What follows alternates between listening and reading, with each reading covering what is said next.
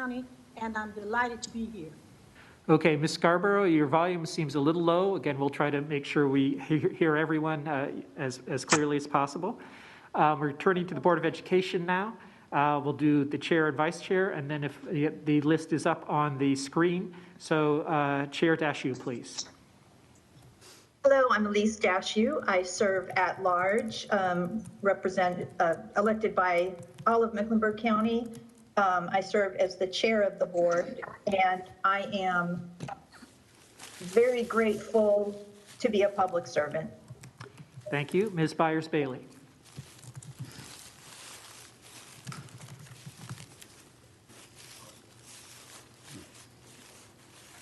Just seeing if we hear from Vice Chair Byers-Bailey.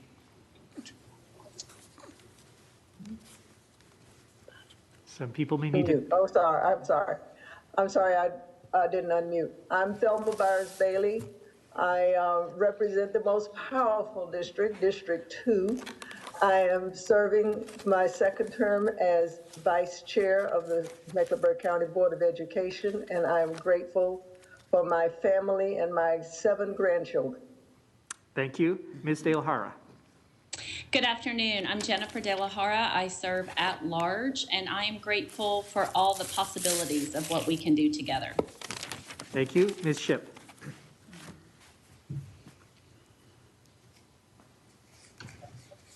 Good evening. I'm Ms. Lenora Shipp, at-large representative.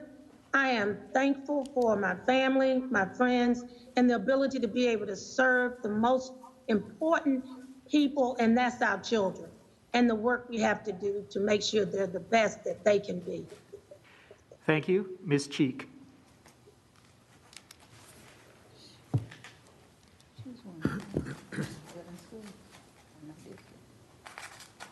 Good afternoon. I am Rhonda Lennon Cheek. I represent the Crown of Mecklenburg District 1. I am grateful for love, for family, community, health, and my incredible grandbaby. Thank you. Dr. Jones. Good afternoon. I am Ruby Jones, representative for District 3 on the Charlotte-Mecklenburg School Board. I believe collaborative work, great impact. Just checking, you cut out there a little bit, Dr. Jones. Collaborative work has great impact. Okay, 5 words exactly. Thank you. Ms. Sawyer. Hi, I'm Carol Sawyer. I represent District 4 on the CMS Board of Education, and I'm grateful for the incredible work of our teachers and staff. Thank you. Ms. Marshall. I am Margaret Marshall, elected by the constituents of District 5, Charlotte-Mecklenburg School Board. I am grateful to develop future citizens and leaders. Thank you. Mr. Strain. Good afternoon. This is Sean Strain. I represent District 6, and I am grateful for the tremendous work from our teachers, staff, and families to make the most of their educational opportunities during this pandemic. Thank you. Mr. Schul. Hello, I'm Gabe Schul, elected student representative to the CMS Board of Education, and I'm thankful for resilient, hardworking, and adaptable students. Okay, thanks everyone for the introductions. I'm going to ask that we have the agenda, if possible, put on the screen for our viewers so everybody understands where we're going for the meeting today. In a moment, we'll be hearing a presentation and have time for all members to ask questions about the statutory duties and powers of these 2 boards. The second and major segment of the meeting is on closing the achievement gap. There will be a presentation in 3 parts from Board of Education members and top staff of CMS, allowing for questions and answers after each of those parts. We're going to try to reserve, and again on the screen it may be a little hard to see, at approximately 3:15 is our goal to end all the question and answer and allow all members time for discussion. Again, I'll be using go rounds much like we did for introductions, so everybody has a chance to say something, one thing first, before we have more of an open back and forth. And then at roughly 3:45 or a little later, any key summary or next steps, finishing at 3:55 with comments from the respective board chairs, and to adjourn at 4 o'clock. My role is simply to try to play a little light-handed air traffic control here in terms of balancing out presentations, questions, and discussion. So I aim for equitable participation with people, trying to balance speaking time. And if some quieter members have taken some time and are ready to come in, they will get a little preference when that happens. Also keeping the meeting on track, especially for the statutory duties and the closing the achievement gap presentations. The focus is on question and answer rather than open discussion. I'll work with, obviously, everyone here to see what's most productive.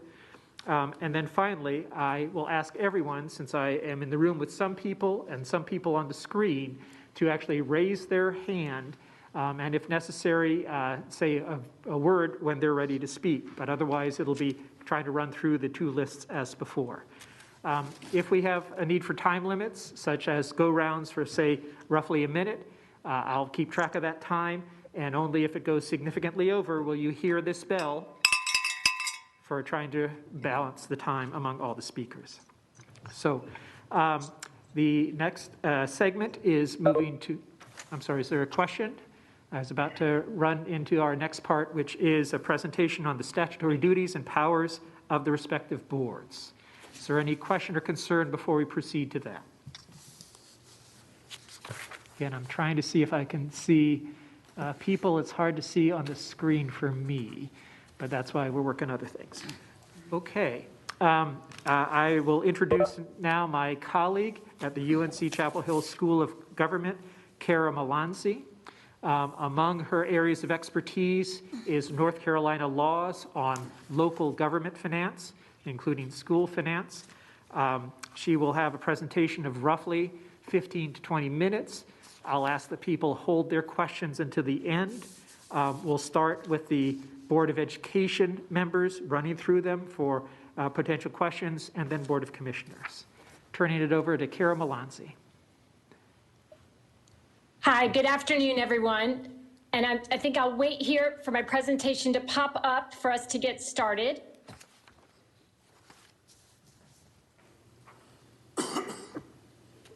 All right, and you can go ahead and advance if you start the slideshow and go to the very first slide. You'll have to forgive me, I'm not used to being in control of my slides, so it might be a little cumbersome here as we get started.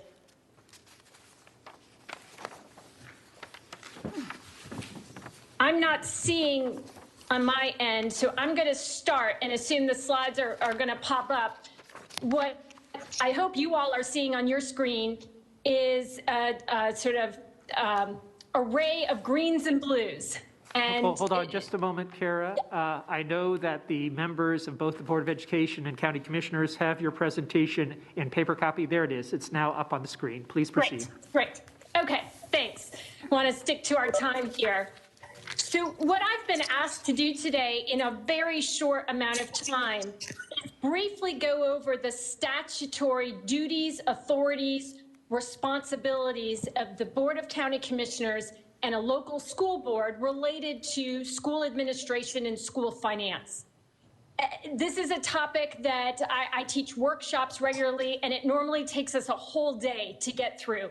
So I'll warn you in advance, this is a very high-level overview. To the extent that we gloss over some of the nuances, I'm happy to follow up with anyone to delve into those either during the Q&A part of this presentation or offline after the fact if there's additional information that I could provide that might be helpful to anyone on either of the boards. Before I talk specifically about the relationship and the powers and authorities related to local boards of education and local boards of county commissioners, I think it's really important to understand that these are only two players in a very broad scheme related to how we set policy, fund, and administer public schools in North Carolina. You'll hear us say this a lot, but we're different here in North Carolina. Different in many ways, and how we do education is different than what you see in many, if not most, other states across the country. We have a very centralized system, centralized in the state government, in that our General Assembly and our State Board of Education are the primary bodies that set education policy and the primary funders of our public education. And because of that, that impacts the role at the local level that we're going to talk about. So I think it's important, although we're not going to delve into each of these actors' roles today in any detail, and I know it's impossible to read all of that text on the screen, I only bring this up to start so that you recognize that some of the relationships, the boundaries between the local Board of Education and the Board of County Commissioner that seem really wonky are a product of the fact that you're two cogs in this broader scheme, and you don't want to lose sight of that.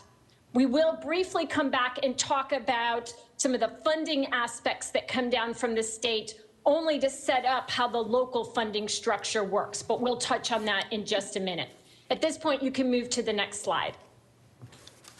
And the reason for that is I want to quickly hone in on the powers and authorities and the relationships between the local Board of Education, the local school board, and the Board of County Commissioners.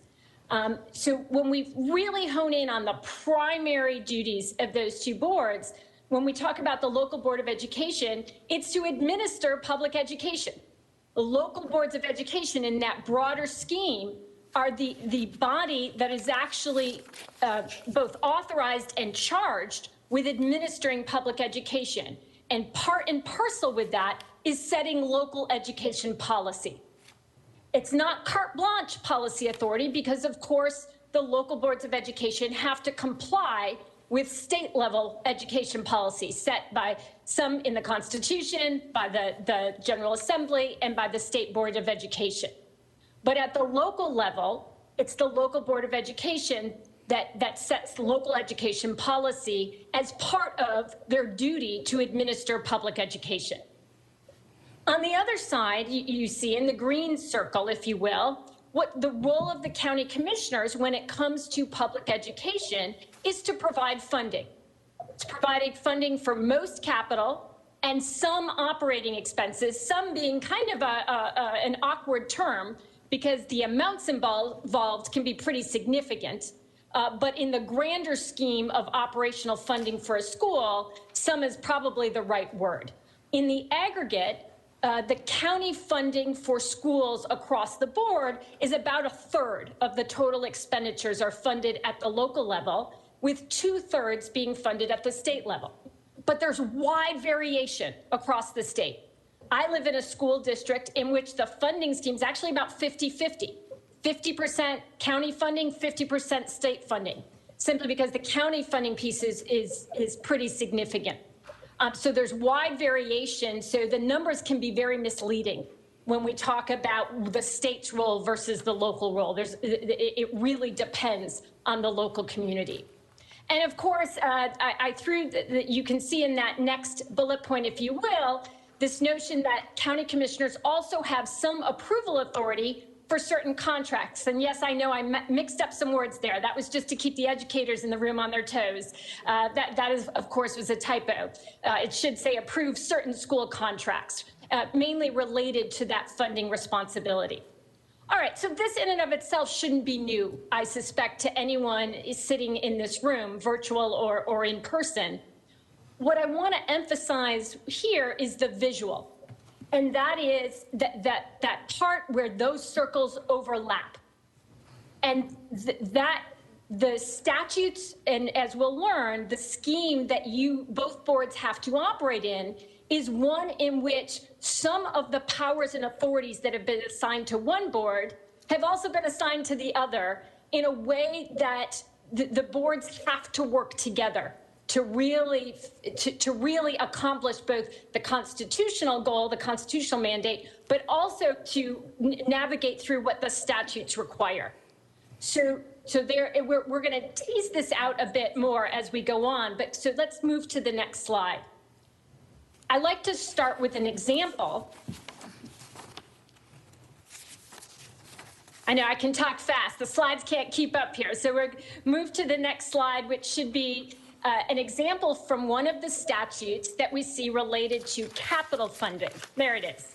So this is a statute in 115C 521, and I'm using this for illustrative purposes only at this point.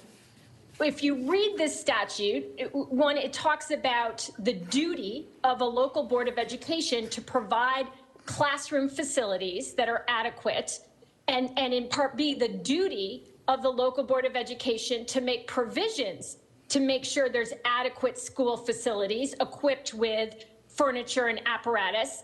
And when the courts look at this and interpret this language, that duty, that adequacy piece is adequate to meet the constitutional minimum educational standard.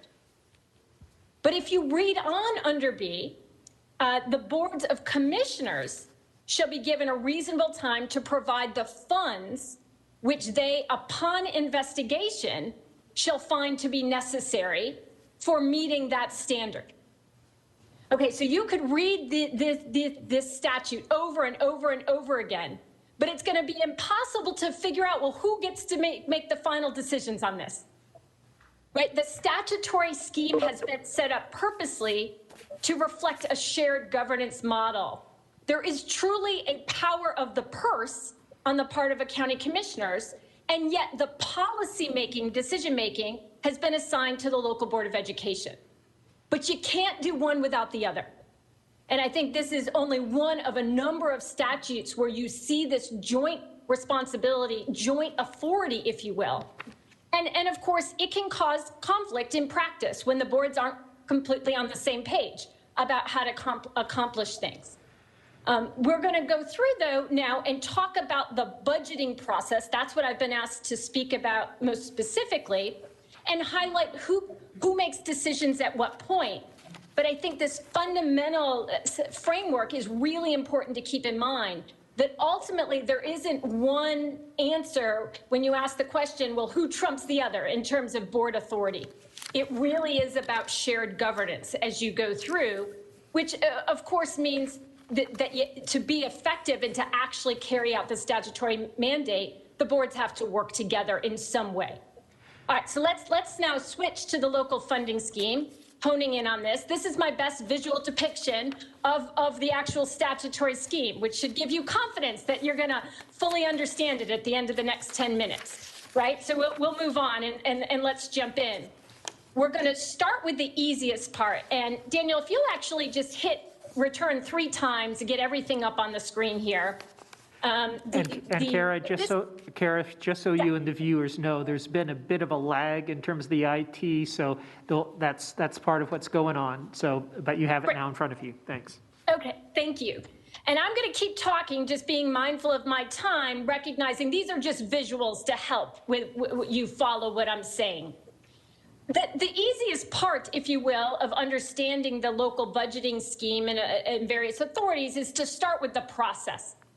And again, this may be very familiar to many, if not most of you, but just to make sure we understand the process of how local funding happens, you see some targeted deadlines. Those are statutory deadlines in terms of when the local school board adopts its proposed budget. Being mindful that those deadlines are certainly not when the process starts. I suspect in most counties and most school boards, the process has already started, if not a process that starts early in the calendar year. But also note that in terms of a process element, when the school board has to make its decisions related to a proposed budget in May, is often well before the school board knows what the state contribution is going to be towards that budget in the next fiscal year, because the state, even in the best years, doesn't adopt its budget until shortly before July 1st. And in many years, it's well beyond that, or not at all in some recent years. And so decisions are being made at this point about a proposed budget based on estimates of the largest source of revenue coming into the school board.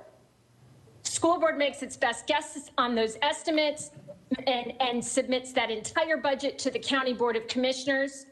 County Board of Commissioners then, by statute, has the right to inquire into what do these numbers represent, what was done in the past, all information related to the financials of the school, past budget, actual expenditures, audit reports, all of that's information that the county commissioners can have to help them make a decision about the next year's budget allocations. When they get through the process, and this just folds into the normal county budgeting process, of course, the county commissioners make appropriations in the budget ordinance, including appropriations to the school board. What's different about this situation than most county departments is that the school board has the opportunity or the option to initiate what we call a dispute resolution process if the board finds that the monies that have been appropriated either for operating or for capital from the county, when added to what they anticipate getting from all other sources, is just not going to be enough to meet the minimum educational requirements mandated by statute, by Constitution. All right, and so that kicks us into a dispute resolution process. We're going to come back in just a minute and talk about what that process looks like. But first, I want to step back and say, how does the money actually get appropriated to the school? Because this speaks to who has control over spending that money and who has control over how the money actually flows. And so when a county makes appropriations, it makes appropriations to these three funds. Almost all monies for operating expenses will be appropriated to Fund 2, the local current expense fund, also known as the school's general fund. Now, county appropriations are not the only monies that go into that fund, but they are by the largest percentage of monies in that fund come from county appropriations. And the monies in this fund, just so you note, you can see with the asterisks there, are not only are used to fund the students served directly by the traditional public school district, but are also the funds used on a per pupil basis to fund those students who then are educated in non-traditional public schools like charter schools, innovation schools, et cetera. The other major category of fund that county appropriations go into is the capital outlay fund. And this is where monies go for capital expenditures. Monies for capital expenditures may not go into the local current expense fund and vice versa. So that at a minimum, there has to be appropriations for operating expenses to the local current expense fund and for capital to the capital outlay fund.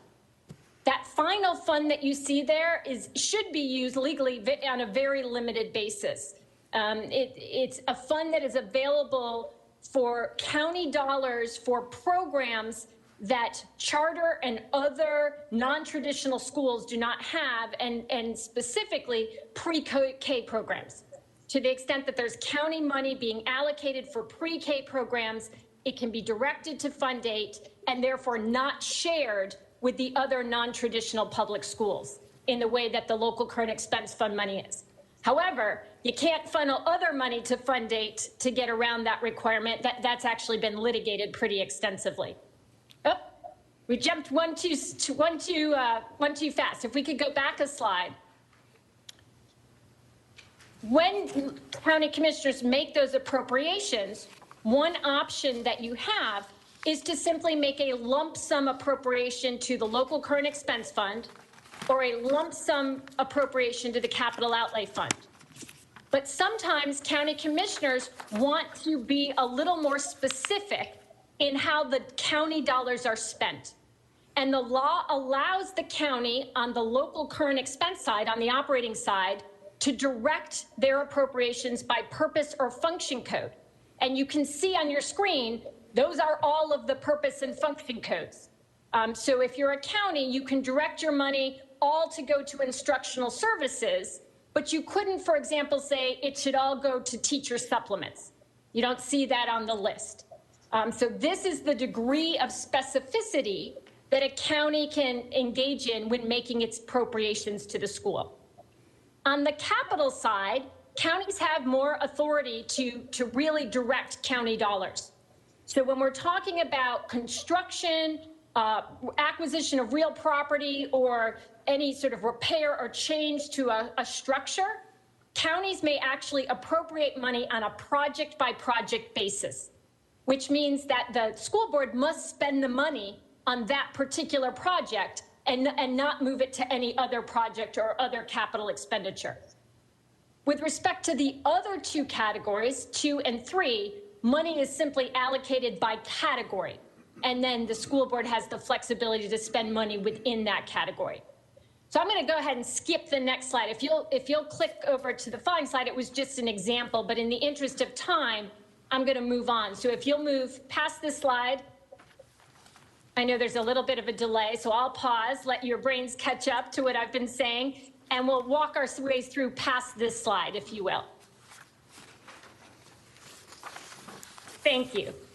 So often raised is, okay, we know now that we direct our funds either for operating or for capital, and we know that we have some authority as a county board to direct how those monies are spent, although it's not carte blanche authority, recognizing that the board that is the policy-making board needs that flexibility to determine how best to spend those dollars. The next question that I'm often asked is, well, when does the money, if we make those appropriations, who decides when the money actually gets transferred, right? So it's one thing to put it in a budget document, it's another thing to actually transfer the cash.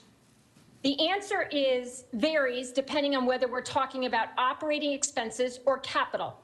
If we're talking about operating expenses, the statutes require that 1/12 of the appropriation be sent each month to the school. So that means cash distributed to the school.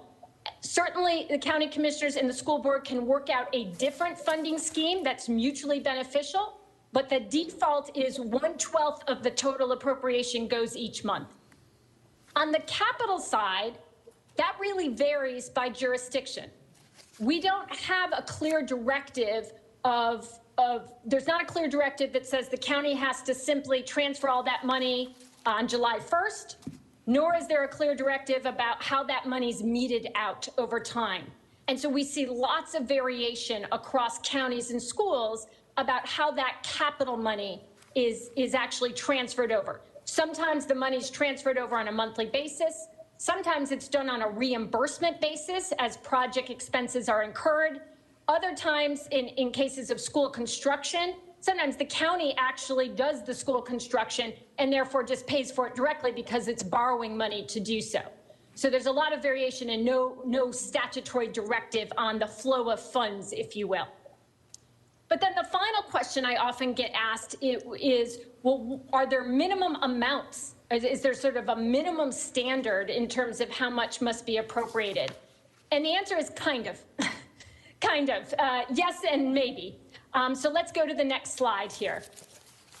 Recall that I said that as part of the budget process, a school can challenge a county's appropriation if it does not believe it's sufficient to support the free system of free public schools. Let's go to the next slide. That dispute process actually has 3 parts to it. So if you'll go through, there we go, you can pause here. If the school board, and you have 7 days to decide whether to initiate this process once the budget ordinance is adopted by the county, the first step in the process is for the boards to meet and decide if they can figure out if they can work out their differences. Failing that, there is a statutory mediation. The costs are shared by both boards. There are assignees from each board that meet and participate in that mediation. If there is a failed mediation, then what used to happen is the school board had the option to initiate litigation, no matter what was at issue. But as of a few years ago, there's a different process triggered if the dispute is over operating funds than if the dispute is over capital. And so if the dispute ends up being over operational funding to that first fund we talked about, then we'll go to the next slide. What we now have is a statutory formula. It sort of plug in the numbers and come out. And what does that statutory formula ultimately result in? It is a per pupil maintenance of effort plus inflation. What does that mean? Let's go to the next slide and I can walk you through what that means. It means that you take the actual money that was spent by the school board in operating expenses from last year. You divide it by last year's average daily membership, which for those of you who are not aware is the way we do student head count. It's a way to do the student head count to get to the per pupil actual expenditure of county dollars. You then multiply that by a statutory inflationary factor and then multiply it by the new ADM number, right? So what the projected ADM number head count is going to be for the new fiscal year. And that's the default formula if you get to this point in the dispute process for 1 year.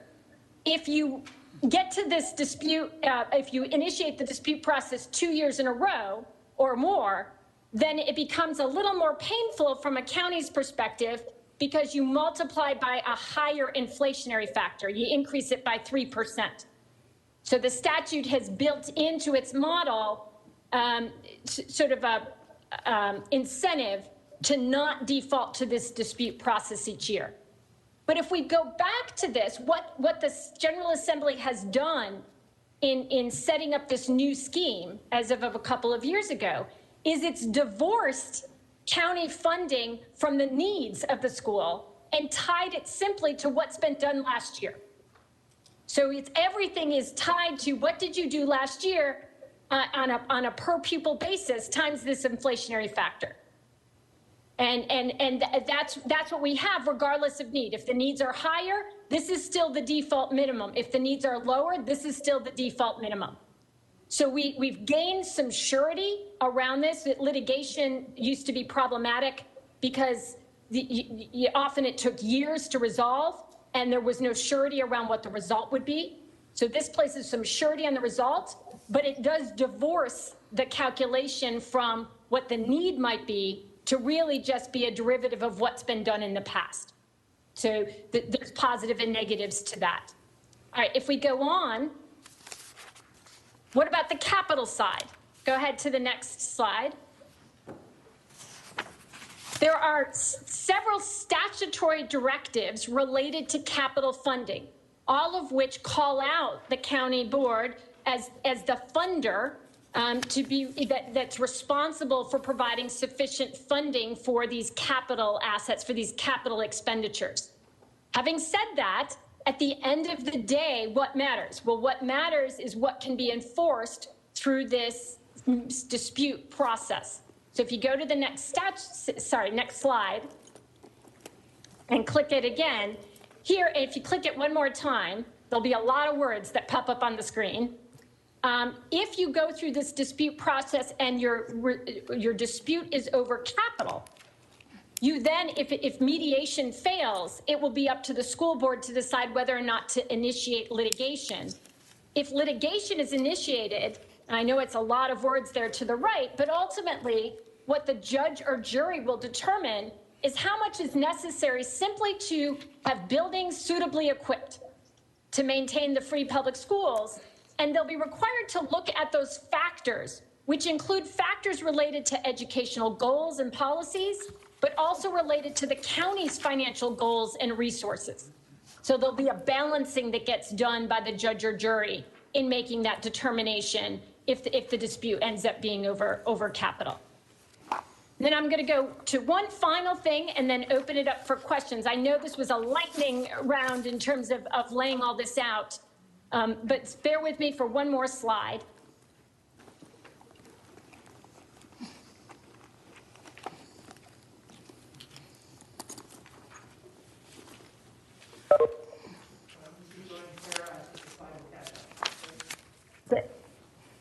Why don't we keep going, Kara? I think the slide will catch up. There it is. Okay, so what happens if there's a dispute over the minimums, right? So what most boards have done in the past couple of years is it doesn't make sense to incur the expense of dispute resolution if you know what the result's going to be at the end. And because there's expenses involved in mediation and time involved and there's a value of surety, Where we see disputes, though, is something above what that statutory minimum is. And there's no guidance from the statutes. It's really within the discretion of the Board of County Commissioners, subject to negotiations with the school board. And that's where we get back to that joint governance and trying to work through what might be necessary to meet the educational goals, not just of the state, but also of the local Board of Education. And then we'll go to, I promise this is the final slide. I forgot that I had 2 left, but we'll go one more slide. And that is, well, what happens if you make decisions at the beginning of the fiscal year and then you want to make changes, right? So I've had counties commissioners say, well, what happens if we make an appropriation decision and then we want to increase it during the fiscal year, or we want to decrease it during the fiscal year? Do we have authority to do that? So on the county commissioner side, you do have authority to increase your appropriations at any time during the fiscal year for both operating or capital. You do not, however, have authority to decrease your appropriations once that county budget ordinance is adopted. And so unless, and you can see there, unless either the school board consents or there's a general reduction in county expenditures because of some economic condition, something like a pandemic or a great recession that hits mid-fiscal year that you didn't anticipate and you're having to cut across the board, you could cut the school as well. But other than that, you don't generally have authority to go in and change your mind, either on your capital appropriations or on your operating. That's true even if the school doesn't end up spending all of a capital appropriation in any given year. That money still belongs to the school. If it's been appropriated, it simply should roll over and become school fund balance in the capital account for the next year. On the school board side, the school board similarly can amend their budget resolution at any time during the fiscal year, consistent with state law and county budget allocations. School boards are often subject to pretty detailed restrictions under state law related to moving state money around. And it's certainly if the county has allocated money by purpose or function code or to specific projects, the school board still has to abide by those allocations. One thing the statute does prohibit is the school board moving money from the capital outlay fund to or from any other fund. So you may not move money into the capital outlay fund or out of the capital outlay fund to any other fund during the fiscal year unless it meets a pretty high standard. It is an emergency that is both unforeseen and was unforeseeable at budget time, and unless the county commissioners approve. So that is a prohibition. The other thing is I mentioned those county allocations by purpose or function code. Even if a county makes those allocations in the budget, the school board is allowed to move money around even within those allocations between 10 and 25%, depending on how the county commissioners have structured their budget authority. So those are questions that often arise about what changes can we make mid-year. With that, I'm going to stop and open it up for questions in case people want me to clarify things that I've talked about. Thank you, Kara. And we'll go through the list of each board, starting at the Board of Education in just a moment. So Ms. Dashew, then Ms. Byers-Bailey, and then others, and we'll see if we can have that list up so people know when they're next. I simply want to note for everyone, commissioners, Board of Education members, Kara has provided a full chapter that goes into much greater detail of what she's had, and this will be made available to the public as well at the end of this meeting. So Ms. Dashew, do you have a question for Kara Malanzi?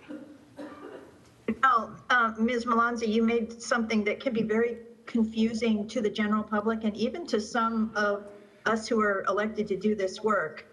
You've taken something that can be very confusing and you've made it very clear. And I appreciate that. So I have no questions. Ms. Byers-Bailey. Thank you. Unfortunately, my Wi-Fi dumped me in the middle of a very important slide. And so I'm not going to ask questions. I have questions, but I can't. It's not appropriate for me to ask them at this time because there was information that everybody else heard that I didn't hear. So Okay. No, thank you. Kara or I can follow up with you as needed. Ms. De La Hara. No specific questions at this time. I thought it was very clear, and I'm very grateful that you presented to us today. So thank you. Thank you, Ms. Shipp.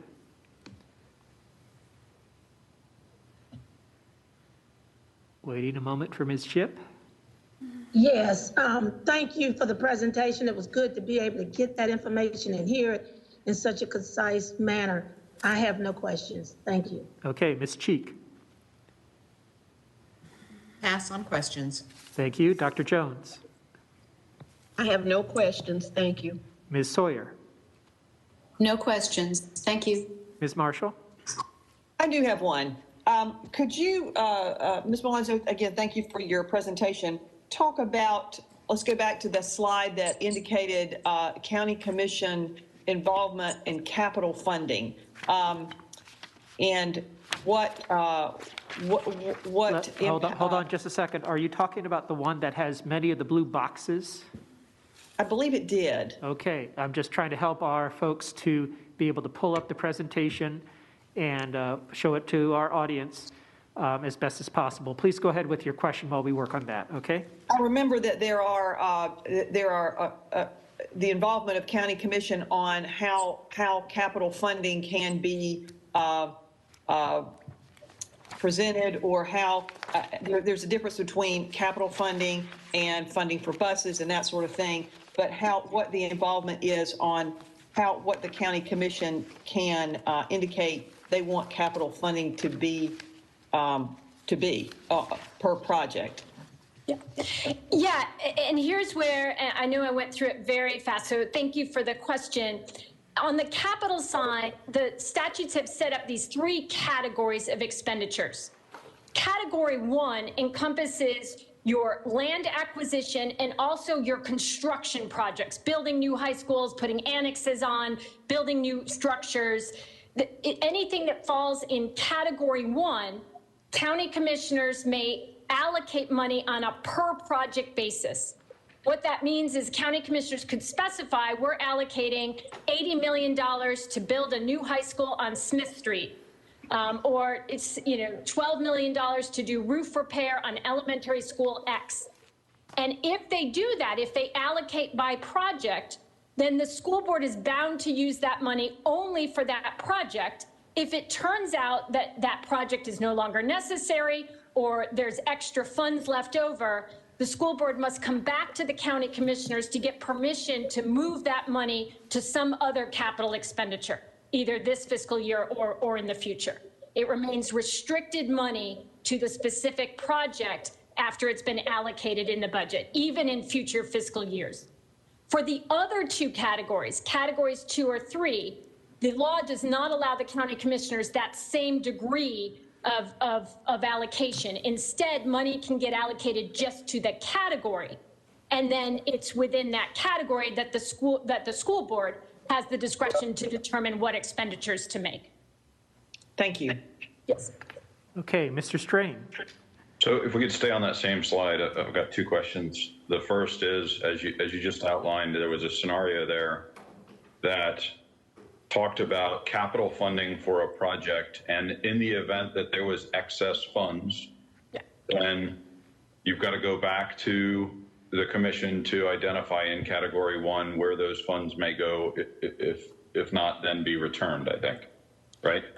Not returned. This is the odd thing about the statute. So once the appropriations are made, then they belong to the school, but they are considered legally restricted monies to that project. So let's assume a scenario where 80 million is being allocated for a high school. It only costs 79 million, so there's $1 million remaining, $1 million unspent. That money is legally earmarked in fund balance now to be spent only for that high school. It's not needed for it.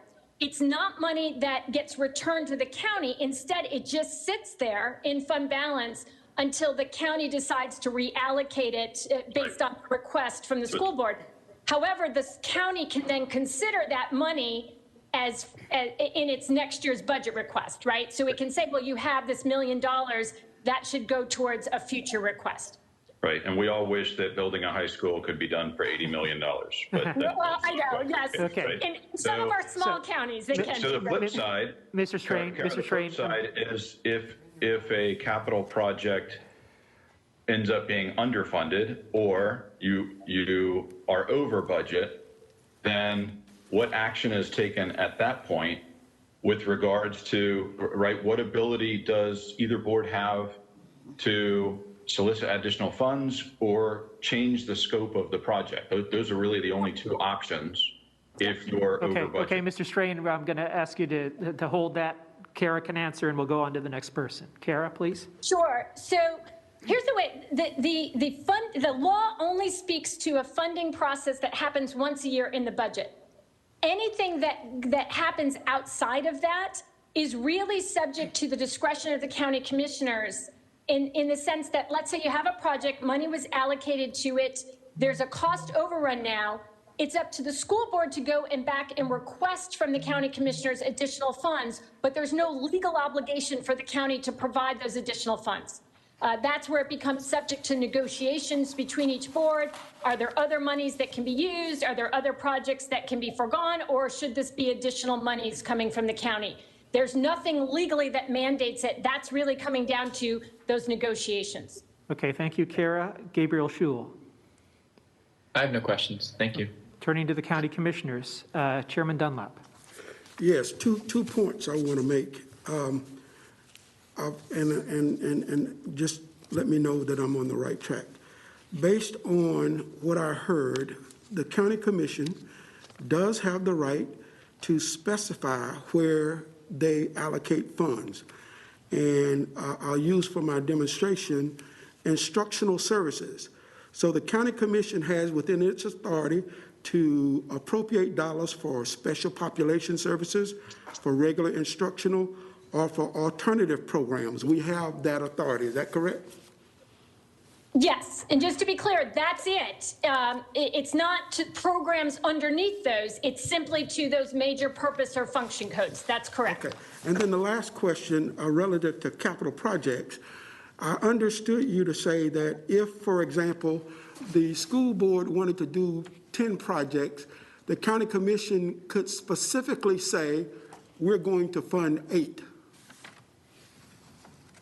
If they're category 1 projects, then yes, the county commissioner could allocate its money to those specific projects. That is correct. Thank you. Okay, Ms. Powell. So earlier in your presentation, you said that there are different amounts that the county is responsible, the state's role versus the local community role. How is it that Mecklenburg County, how was it determined that Mecklenburg County is responsible for 26% of ongoing operating costs? Well, so the answer used to be different, but as of a couple of years ago, we defaulted to the statutory minimum funding formula, which was simply based on a per pupil maintenance of effort of what you had done the prior year. So in some ways, 2017 set the standard, and everything after is benchmarked off of that, and it was based on what you provided that year. And now everything else is simply an inflationary factor on a per pupil basis beyond that. So as the state allocations or appropriations fluctuate, the county percentage may change up or down, but you now have that statutory minimum. Of course, you can go above that statutory minimum, and many counties do, but then that sets a new benchmark for the following year. Every year that you make an appropriation above the statutory minimum, that's the new benchmark that sets the statutory minimum for the following years. It has now been decoupled from what the state's doing in a way that it wasn't before we had these formulas. Thank you. Okay, just setting up the next 3 people in this order: Ms. Altman, Ms. Cotham, Ms. Scarborough. Ms. Altman first. Thank you so much. Following up on that question, saying that county funding is divorced from needs, but it will be based upon what was paid the previous year. So I understand that CMS has seen enrollment of 5,000 fewer students this academic year. How does this principle you've just explained to us play out when you have when you have a significant decrease in enrollment? So if at budget time there is a dispute and it results in the defaulting to the statutory minimum formula, that statutory minimum formula is done on a projected ADM. If the current year ADM is higher than what the projected New Year's ADM is, then the total appropriation is going to be lower. Assuming the inflationary it's lower, the amount of students is lower than the inflationary factor. So the actual expected enrollment increases or decreases gets factored into that statutory minimum formula. So the per pupil allocation will always increase, stay the same or increase, but the total amount could decrease if enrollment decreased. That's correct. Okay, thank you, ma'am. Okay, Ms. Cotham. Oh, thank you. Thank you for your presentation. And, we've been here an hour, and we really, I guess I kind of wish that we would have done this at a separate time, because I really wish we were talking more to the school board members and talking more about children, and as opposed to just using the term head count. So I would also ask you on the presentation, I don't know all of the acronyms, so I would appreciate it if you would maybe define an acronym if it's something that's more school lingo. I would appreciate that. But I'm just a little, I'm just a little frustrated, but I think this information is good, and a lot of it I've heard before, and a lot of it has changed over the years. And I really wish you would have gone into why some of the changes were made, like with the state school board and the superintendent. But anyway, thank you for the presentation, and I look forward to speaking with our school board members. Okay, Ms. Scarborough. I have no additional questions. Ms. Leek. Thank you, Mr. Chairman. I have a short question that may have already been asked as it relates specifically to capital improvement. If you have voted to support a project and the county has approved a project and the school board then goes behind closed doors and decide that they are going to cut back on that project without informing the county of the cutback, what is the legal entree for that process? So if money's been allocated for a project to the school board, but the school board decides to decrease the scope of the contract, that's within the school board's policy authority. And there isn't a statutory right or requirement that a communication go back to the county commissioners about that. But the funds, what happens to those funds? If money was allocated on a per project basis under category 1, that those funds are only tied to that project, and in order to use them for something else, the school board would have to come back to the county and ask for permission to move those funds to a different project. With shortly, with the projection of stating without knowing that there would be a decrease in the enrollment, cutting back on the classroom size. I'm not sure I understand your question. If the school is to be built with 125 classrooms and the school board decides itself that they're going to cut back on the classroom size without communicating with the county commissioners about those funds, what happens? So again, it depends on how those funds were allocated for that school. If they were allocated for that particular project in category 1, then if the school board ends up spending less money, then that money just remains restricted, can't be spent for anything else until the school board comes back to the county commissioner to ask for permission to move that money elsewhere. To the more fundamental question about who gets to decide what the size of the school is, that is clearly within the policy authority of the Board of Education. Without communicating with the county? there's no statutory requirement that there be a communication except around the funding piece. Thank you very much. Thank you, Mr. Jarrell. Thank you. Kara, I appreciate the presentation. I have a quick question on something that you referenced early in the presentation. So you talked about the constitutional requirement to educate children, the responsibility for a Board of Education. What's the remedy for a community or for county commissioners if that legal requirement is not being met? Well, quite frankly, there hasn't been one. We have a long-standing litigation around educational adequacy, Hold on just a second. Litigation. Hold on just a second. Mr. Jarrell or other people, please make sure you're muted. Go ahead, Kara. Yeah, and the purpose of that litigation was to sort of address the issue that you raised, is what happens when that constitutional standard isn't met. Part of that litigation has struggled with figuring out what does it mean, what is the constitutional standard, and quite frankly, even when the court has tried to define that, that doesn't mean that there's been any teeth forcing the legislature or local governments or local school boards to act. So there isn't I can't point to you to some specific remedy or stick. This is something that I think everybody is working towards, and yet nobody seems to have a way to hold anybody responsible for it legally. Thank you, Kara. Thank you, Mr. Jarrell. We have two other people, and I'm concerned about our time. I'm sorry to keep moving forward, but I know we have a very important part on closing the achievement gap. Commissioner Meyer, please. I don't have any questions. And Commissioner Rodriguez-McDowell, please. Thank you. I do have one question, and I do want to say I appreciate this level setting. I think it's really helpful. But on slide 8, yeah, could you just help me with the, you used an example about teacher supplements, and the county can direct the money to a certain degree, and then there's all these categories.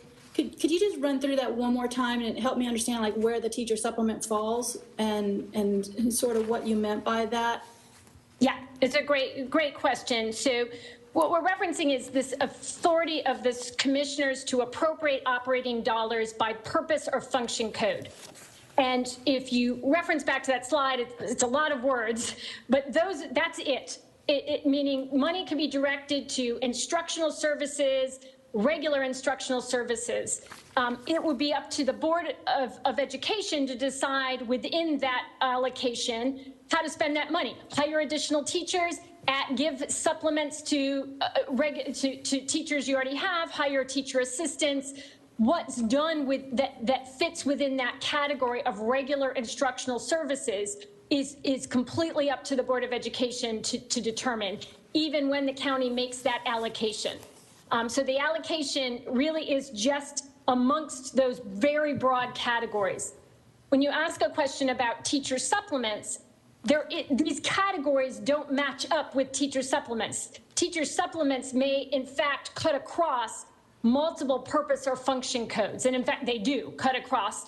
And so one thing that might happen if a county were to allocate all its money to just one of these purpose or function codes, even if the school board uses it for teacher supplements, there may be teachers that fall within these other codes that don't get supplements because that's not something it doesn't match up with the purpose function code in that way. Thank you, Kara, and thank you, Commissioner Rodriguez-McDowell. This is my traffic cop duty of saying it's time to move on. We're about to move to the closing the achievement gap. We're a little later than we had anticipated. I want to say just one introduction before going to a combination of the Board of Education and CMS staff, who will be doing parts of the presentation, starting with Ms. Byers-Bailey in just a moment. Several weeks ago, there was communication by email between the chairs of the respective boards, where Chair Dunlap collected a variety of questions and concerns from his members to share with both the Board of Education and the CMS staff. The CMS folks have prepared detailed answers for those questions, which will be released immediately after this meeting to try to get to the level of detail on some matters that the commissioners were concerned about. As you can see from the framework, there's 3 parts, and at the end of each part, I'll go down the list of the Board of Commissioners for specific questions on each part. Current status and framework will be approximately 10 slides. Part 2, how we monitor progress, is 8 slides, and then the impact of COVID is just 2 slides. And there'll be a variety of presenters, members of the Board of Education and CMS staff. So without further ado, we begin with let's make sure that that slide set is up for Ms. Byers-Bailey to begin the presentation. And then at the end of slide 10, we'll take a break and we'll go through the commissioner's list for questions on that part of the presentation. Ms. Byers-Bailey, please proceed. All right, I had to first unmute myself, and now I've got to go back to where I needed to be. All right. It is a pleasure to be here today and to talk about public education in Mecklenburg County. I think we all can agree that public education is the most important legacy we can leave our children. So today we want to share with you some information about where we have been, where we are, and where we want to go. To get us started, I turn to Superintendent Ernest Winston. Thank you. Thank you, Ms. Byers-Bailey. I want to begin this afternoon with a brief review of CMS in recent years. I have served this district for more than 15 years, and I've had the privilege to work with many of you throughout your career when I served in different capacities, and some of you have been in various capacities too. When I joined this district as a classroom teacher, CMS was nationally recognized as a forward-thinking, progressive school district with strong leadership and an unwavering commitment to student achievement. We were proud to be a lighthouse for other districts across the nation. I will tell you, a lot has changed from that time to this moment. But the CMS commitment to working so that all students get the education that they need to succeed has not changed. And I'd like to spend just a few minutes providing some context about our work and why we believe we are doing the right work. Next slide. First, CMS is not a standalone system. We are part of a community of systems that support children and their families. I get the question often, so what is CMS doing to address racism in the district? I usually get this question either before or after a question about the performance of Black males in the district. And as a district, we've always had some level of commitment to diversity. Last summer, I asked my team to explore the strategy needed to become an anti-racist organization. This stance intentionally puts a focus on examining systems, processes, and policies that produce inequitable outcomes. It doesn't sound unique, but it is. And here's what I know. Our focus on disrupting policies, practices, and systems that produce inequitable outcomes means that we are no longer focused on having one group meet the progress of a higher performing group. Instead, we are focused on dismantling any process or system that gets in the way for any or all students performing optimally. So what we're finding is that there are multiple systems, many of which are out of our scope, and many of them unintended consequences that keep kids from learning at their fullest potential. This was never more evident than in March, when we had to shelter in place to combat the pandemic. The inequalities that existed before March of 2020 have been dramatically exacerbated during COVID. Our students were sent home abruptly, And we found ourselves confronting issues not of our making. For example, how will students who depend on us for 3 meals a day eat since we were not in school? How would we reach and teach all students through remote learning? What about the students in dangerous family situations who counted on a school as a safe place? What about the students who were What about the students who were housing compromised? Those whose families live in shelters or doubled up in apartments, who didn't have the luxury of closing a room door to participate in a lesson.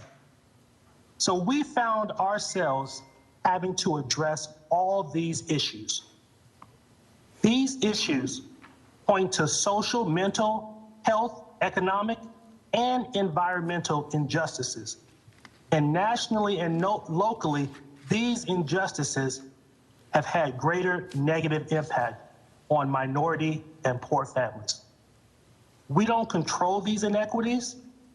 They are outside of our sphere of influence. But those systems have a direct influence on how young learners come to us. We acknowledge our part in the ecosystem of Mecklenburg County. We will never shirk our responsibility to provide a high-quality education that results in students becoming productive citizens in this community and beyond. But we all must recognize the interdependencies of those systems on the lives of our students and their families. So my hope today is that our 2 elected boards can come to a shared understanding about the challenges before us. And this may mean setting aside our strongly held beliefs on what we think should be based on our lived experience. We need to be open to considering that we all have a role to play in creating conditions that will allow all children to learn and achieve. There are multiple issues and multiple solutions that fall across our whole community. The achievement gap is not caused by one issue, and there isn't one solution. Instead, we need to find more effective ways to identify and address the multiple issues that impact student achievement. Next slide. In 2018, the district released the Breaking the Link report, which highlighted the experiences of our students. Unlike earlier equity reports, Breaking the Link did not count assets and measure inputs. Instead, it analyzed experiences and outcomes. This report highlighted disparities and shaped the strategic plan 2024, What Matters Most. And our strategic plan has 3 goals and 2 commitments. And our board members are going to review them. And I will now turn to Dr. Ruby Jones to talk about the strategic plan. Dr. Jones. Superintendent Franklin, our commitments per the Strategic Plan 2024 is about equity and culture. Each student's needs may be different, but those needs must be met at every school in CMS. Our culture demands students, teachers, parents, families, staff, leaders, and partners work together to achieve. In other words, that there is collaboration. What's most important about our 2 commitments is that they are in service of one another. In order for us to create more equitable outcomes for students, we have to consider the entire ecosystem of education. Those are students, teachers, families, parents, staff leaders, and partners who believe in working towards co-creating a public school system where all students can succeed. Our board has spent a lot of time creating an equity policy, and a diverse committee to work on it. Our work on equity is focused on making sure that every student has what he or she needs to succeed. We know that there's not a one-size-fits-all answer to students' needs. Some of our students come from homes where parents are able to support education in many ways, creating a space to study and to learn, working with students to be sure they are learning, providing meals and stability. But many of our students just don't have that. They lack stability in housing, food, and their home environment. They come to school scared and hungry. Therefore, we provide social and emotional support, and we feed our students all year and even during the summer. But the social conditions that are the underlying cause of these inequities require community attention from county commissioners, city council, and others. That's collaboration. CMS is willing to be part of the solution, but we can't solve these problems alone. With that, I will turn it over to my colleague, Jennifer De La Hara. Thank you. Thank you, Dr. Jones. And if you can advance to the next slide, please. There we go. It is now my pleasure to walk us through the next couple of slides in which we will consider how we measure our academic progress. We will find that we use national and state tests that help us see where students are and what they can do. Next slide, please. Charlotte-Mecklenburg Schools has been a member for many years of the National Assessment of Educational Progress, also known as NAEP, and often commonly referred to as the nation's report card. It is the only nationally administered assessment of the nation's public school students, meaning the same group of students is given to all students. The assessments are given to a representative sample of students in every state and district. NAEP oversees the sampling and testing, grades the test, and gives out the results by state. Charlotte is also part of the Trial Urban District Assessment, which gives us access to our students' aggregate results so we can compare CMS students to those in North Carolina and in other states. And just as a side note on that, this is Charlotte-Mecklenburg is considered. It's just NAEP refers to us as Charlotte, so that's why it is written there, but it is the whole county. We are among the top performers on these tests consistently year after year. Next slide, please. Here are some of those results. We can see here that in reading, CMS ranks first among large urban districts in 4th grade reading overall. CMS ranks second among large urban districts in 8th grade reading. In math, we rank first among large urban districts in 4th and 8th grade math overall. Those rankings are for all students, but NAEP also looks at the performance of subgroups based on race and ethnicity. We do well here also. In reading, CMS ranks first among large urban districts for Black students in 4th and 8th grade reading. We are 9th among large urban districts for Hispanic students in 4th grade. And we are 3rd among large urban districts for white students in 4th grade reading. CMS ranks first among large urban districts for Black students in 4th grade math, and we rank first among large urban districts for Black students in 8th grade math. But context is important, and here is the unfortunate truth.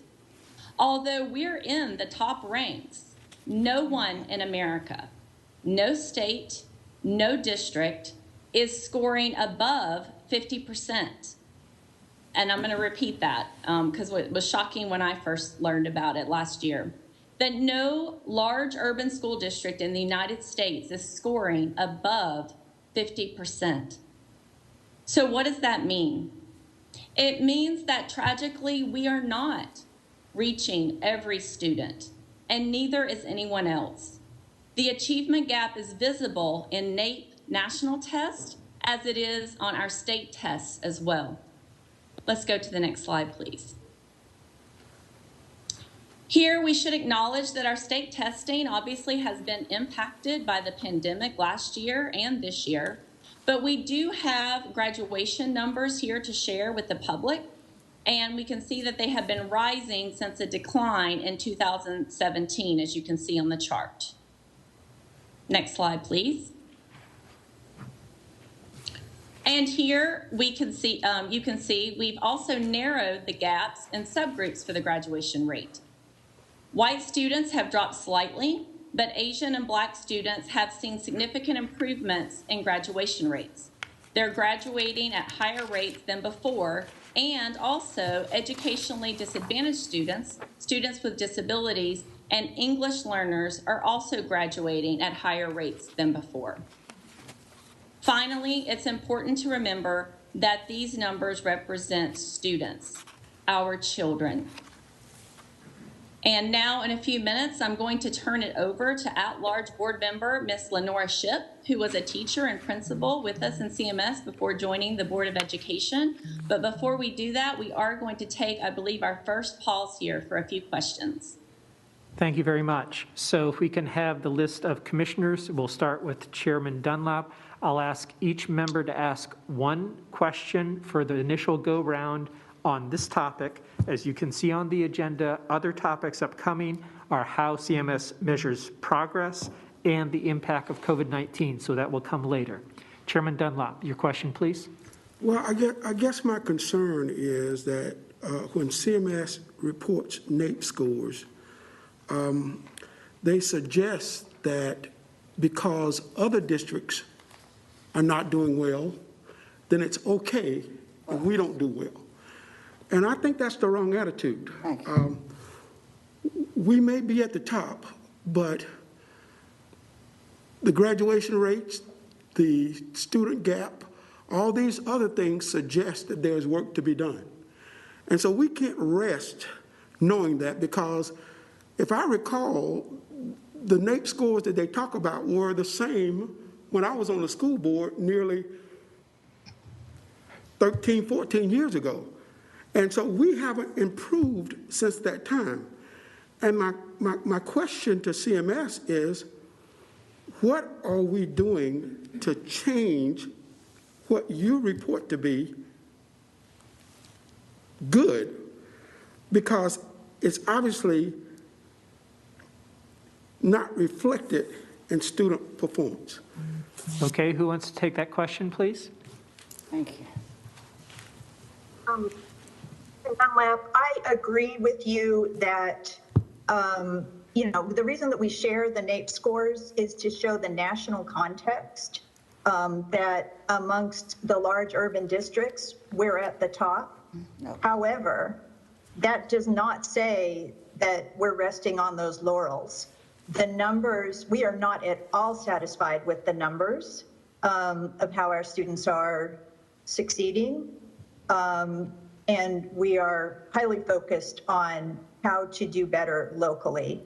But it is important to see the context that the systemic obstacles that our kids face here are faced nationwide, and they're not unique to CMS. But we do look forward to continuing to collaborate with you all, with the City Council, and with the state legislature on how we can dismantle the systemic obstacles that are keeping our students from achieving their full potential. Going to Ms. Powell, please. I just want to support what Commissioner Dunlap said. I feel exactly the same way.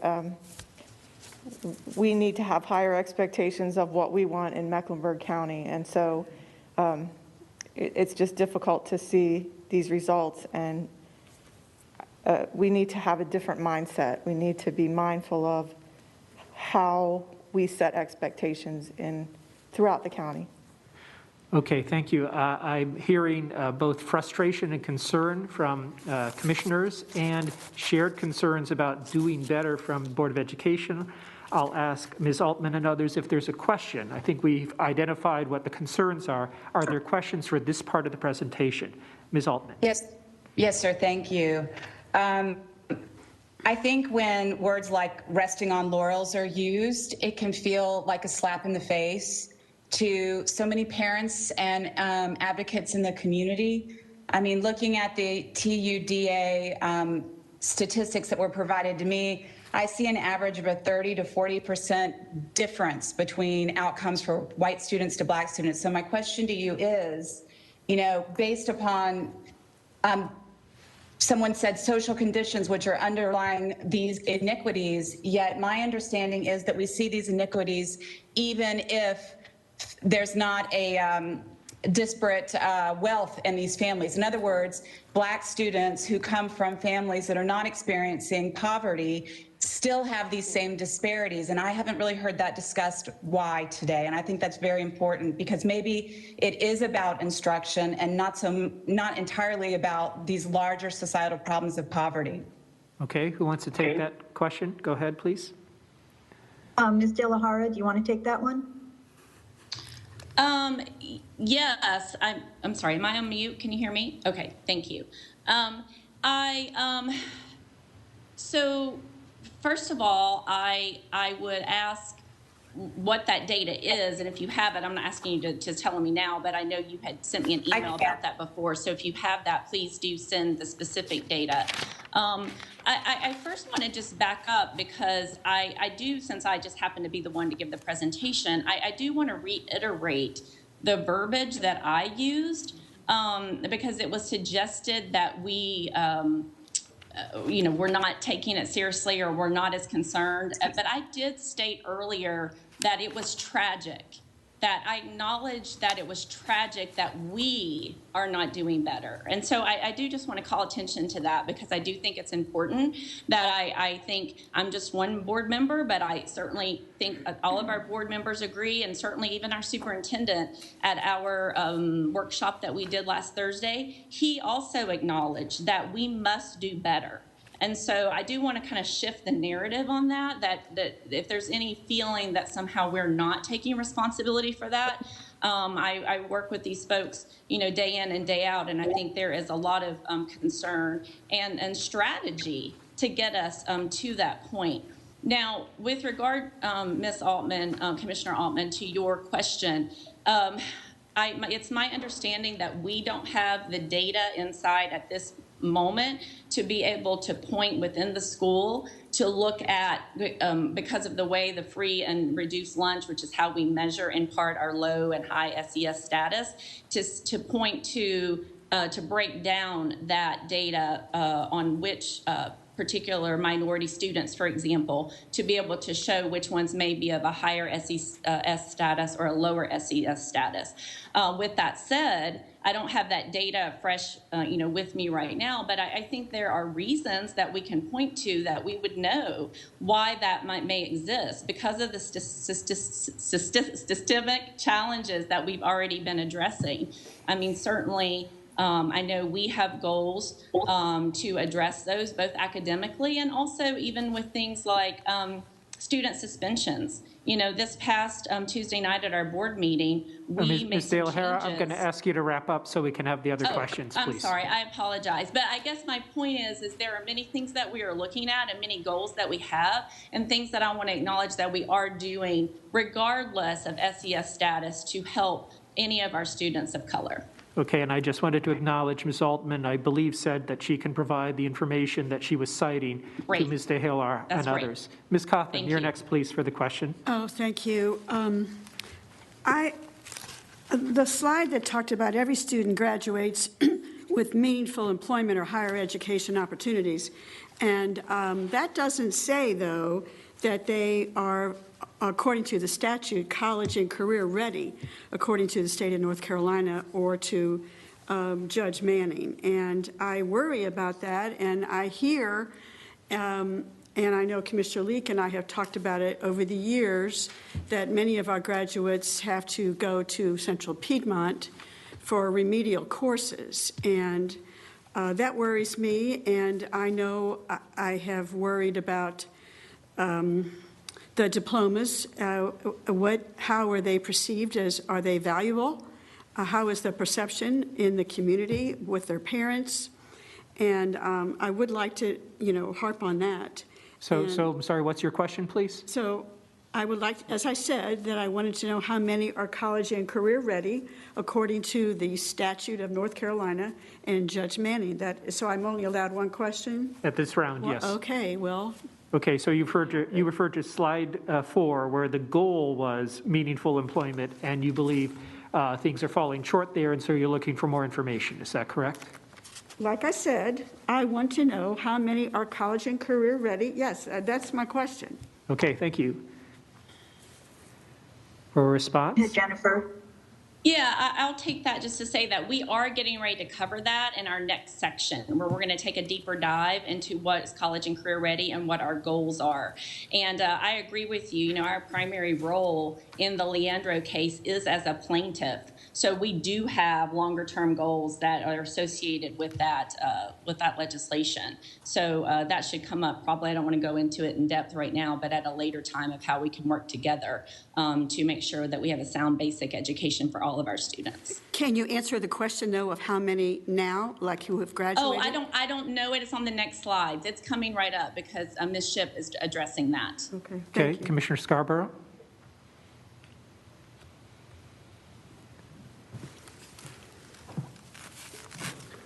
We'll move on.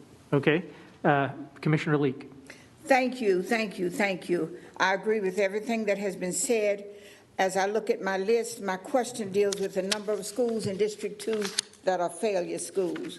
Even Nation Ford Road, where one of our school board members sit now on the board that came from that school. And these are schools within the confines of District 2. On the west side of town, low performance expectation by a board. When we say, are they college ready or job ready? That's my question also. And why are there so many failing schools in District 2 on the west side of town? And if the numbers were different for white kids not reading, what would you do? So, Ms. Delhara, I heard you say that specifics about gaps for college or employment readiness is going to be addressed in the next segment. Is that right? And if white children were not? And the difference by race, white children versus black children, correct? Yes, I do believe we will be covering that in the next section. I do think it's important just quickly here to say that, our goal is really to raise the scores for all children. And so we're not really, and I believe the superintendent alluded to this in his introduction, we're not really looking at trying to get any subgroup to meet a standard of another subgroup, but rather looking at all of our children and setting goals for them to rise above. And I think that will be spelled out for Commissioner Leek in the next section in more detail. But the law says you must meet this criteria, and we're not doing it. So what do you intend to do? Well, all of the goals that we have set forth, our strategic plan 2024, we'll be speaking more about that. And as I said, I agree with you. The law says that we do that. And that is one of the reasons why we are part of the Leandro case, trying to make efforts and looking at how we can, continue to that effort. I do believe as the presentation goes on, more of those questions will be answered. Thank you, Ms. De La Hara. Thank you, Commissioner Leek. Commissioner Jarrell? Thank you. A lot of my questions have been asked, but there are a couple things that I do want to point out, and I appreciate Commissioner Dunlap for bringing up the NAEP scores. What I'm trying to connect with our colleagues and friends is how do we expect to have different outcomes? Commissioner Dunlap referenced that those NAEP scores have not changed since he was on the board. Right. Help us understand how we expect to get different outcomes if we continue to operate within the same systemic structure that's perpetuating racism when you see these disparate outcomes among Black and brown kids. And so I don't understand where the transformational changes in implementation of programming or delivery of education, where it's coming in. So I'd like to better understand that. Because I just think it's important if we're trying to get different outcomes, but we're not changing what we're doing. Right. And I'm not so sure I completely buy into this fact around, with all due respect, and I'd like to understand a little bit better. I'm not sure if I'm completely buying into that. We can't necessarily get our black and brown kids to where our white kids are.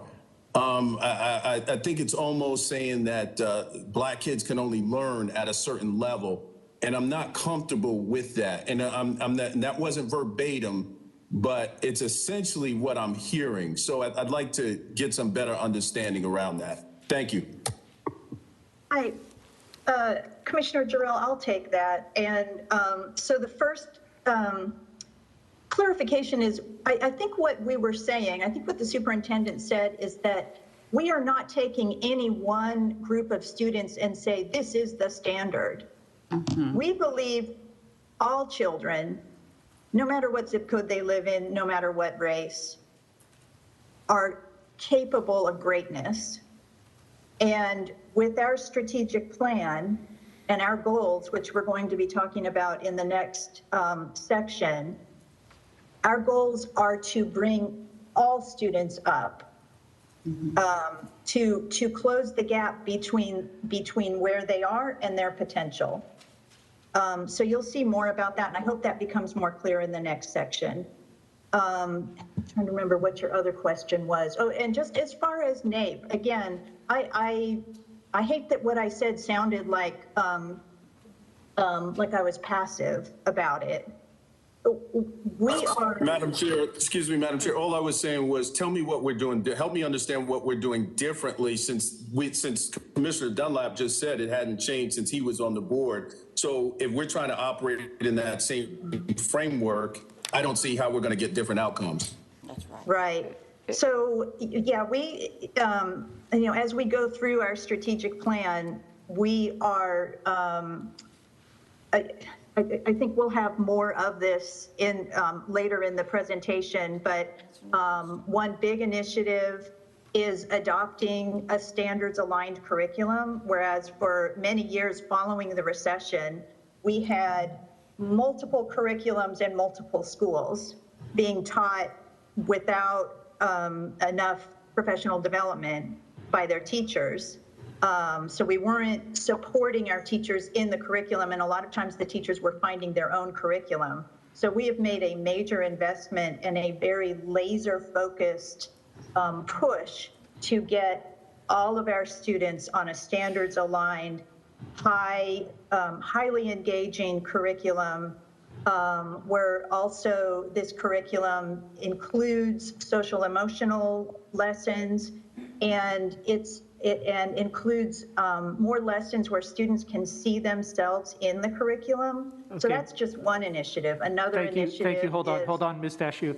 I'm trying to balance out. The question was, how there's a lot more. There's a lot more on understood. That, Commissioner. What the big question I'm hearing is, what's going to change to make a difference for children of all CMS, but for some commissioners, especially black children? I'm going to go on to Commissioner Meyer for the next question, and then Commissioner Rodriguez-McDowell. And hold on a second. Someone has their mic open. If you can mute, please go ahead, Commissioner Meyer. This question is for Jennifer Delahara. If you look at the graduation rate on slide 9, can you explain, and you might have said this, but I missed it, what is the change in rules? Can you explain to me the off-track? Because to me, it looks like the graduation went down, so I just wanted to clarify. Let me just say this for the audience. At the bottom, it says the note is calculation rules were changed to include students who entered high school off track in the denominator for the school and the district. That's the nature of your question, right? Correct? Can you explain that? I don't know what that means. I'm sorry. I actually spoke with someone about that this morning to try to get a better understanding. I may turn to Chairwoman Dashu or the superintendent, because I would not want to misrepresent what happened in 2018. If there's someone else who has a firmer grasp of what that change entailed.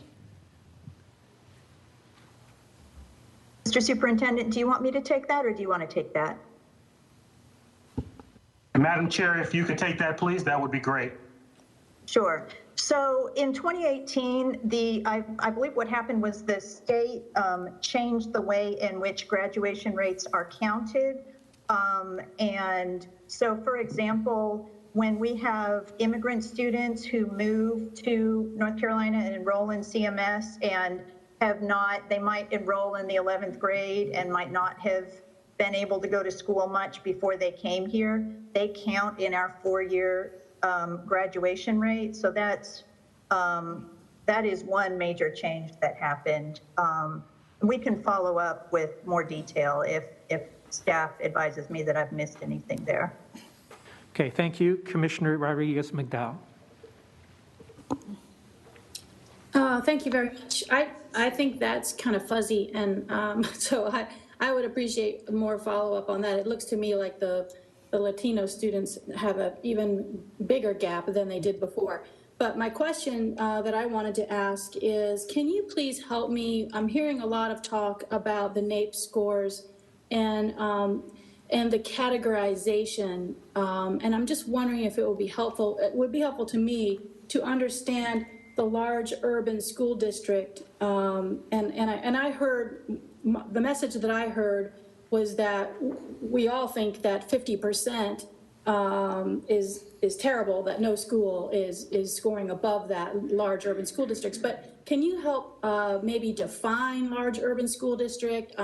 How is CMS categorized the same as schools like, inner city Detroit or inner city Chicago or something like that? Is that where we're being compared, and is that a proper comparison? Thank you. I'll take that one, Chairwoman Dashew. So yes, exactly. There are 27 of the larger urban school districts that make up the comprise the data within NAEP. And you are right on. It's Atlanta, it's San Diego, it's Miami, it's Detroit. So it's all of the major cities that you would think of that would come to mind that against which we are compared. So that's how that information comes, and we use that information in particular because it sets a benchmark. Even Reed Charlotte uses that information. I think it's important to understand because our testing has changed over time, state testing and what those standards are and how we measure it. So it gives us more of a long-term look when we're looking at those national standards and comparing against other cities our similar size. Did that help? Did I answer your question? No, I'm sorry. It didn't help because I'm not understanding how CMS looks like one of those districts. I'm trying to understand how CMS is categorized like an inner city, because all of CMS is not inner city. So how is it comparing apples and apples? That's what I'm trying to understand. I'm going to suggest we hold that. I understand your concern.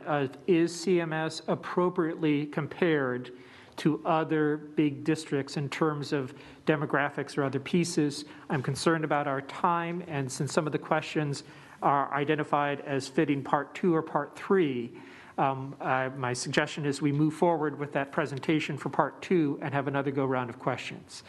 Could the folks continue with, I think it's slide 11 for the next part of the presentation.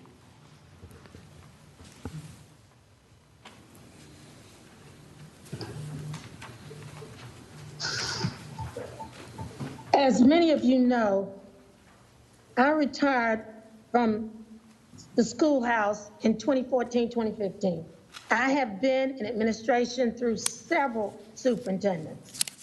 I have served doing many different iterations of the Board of Education, including the tenure of some of our colleagues who are now on the Board of County Commissioner, which I think Dr. Lee alluded to. And there is a lot of work to be done. We know this. There is a lot of work. We do know we must do more. And we are not satisfied with where we are. And I wanted to address that. And I want to also say it takes time, 3 to 5 years when you go into a school, since the school was mentioned that I was in, it takes 3 to 5 years to see change take place. And you must have all pieces in place to make change happen. And I think it's very important we hit that because I know you're concerned about what are we doing differently? What changes are we making that will make a difference with how we move student achievement? And that is critical.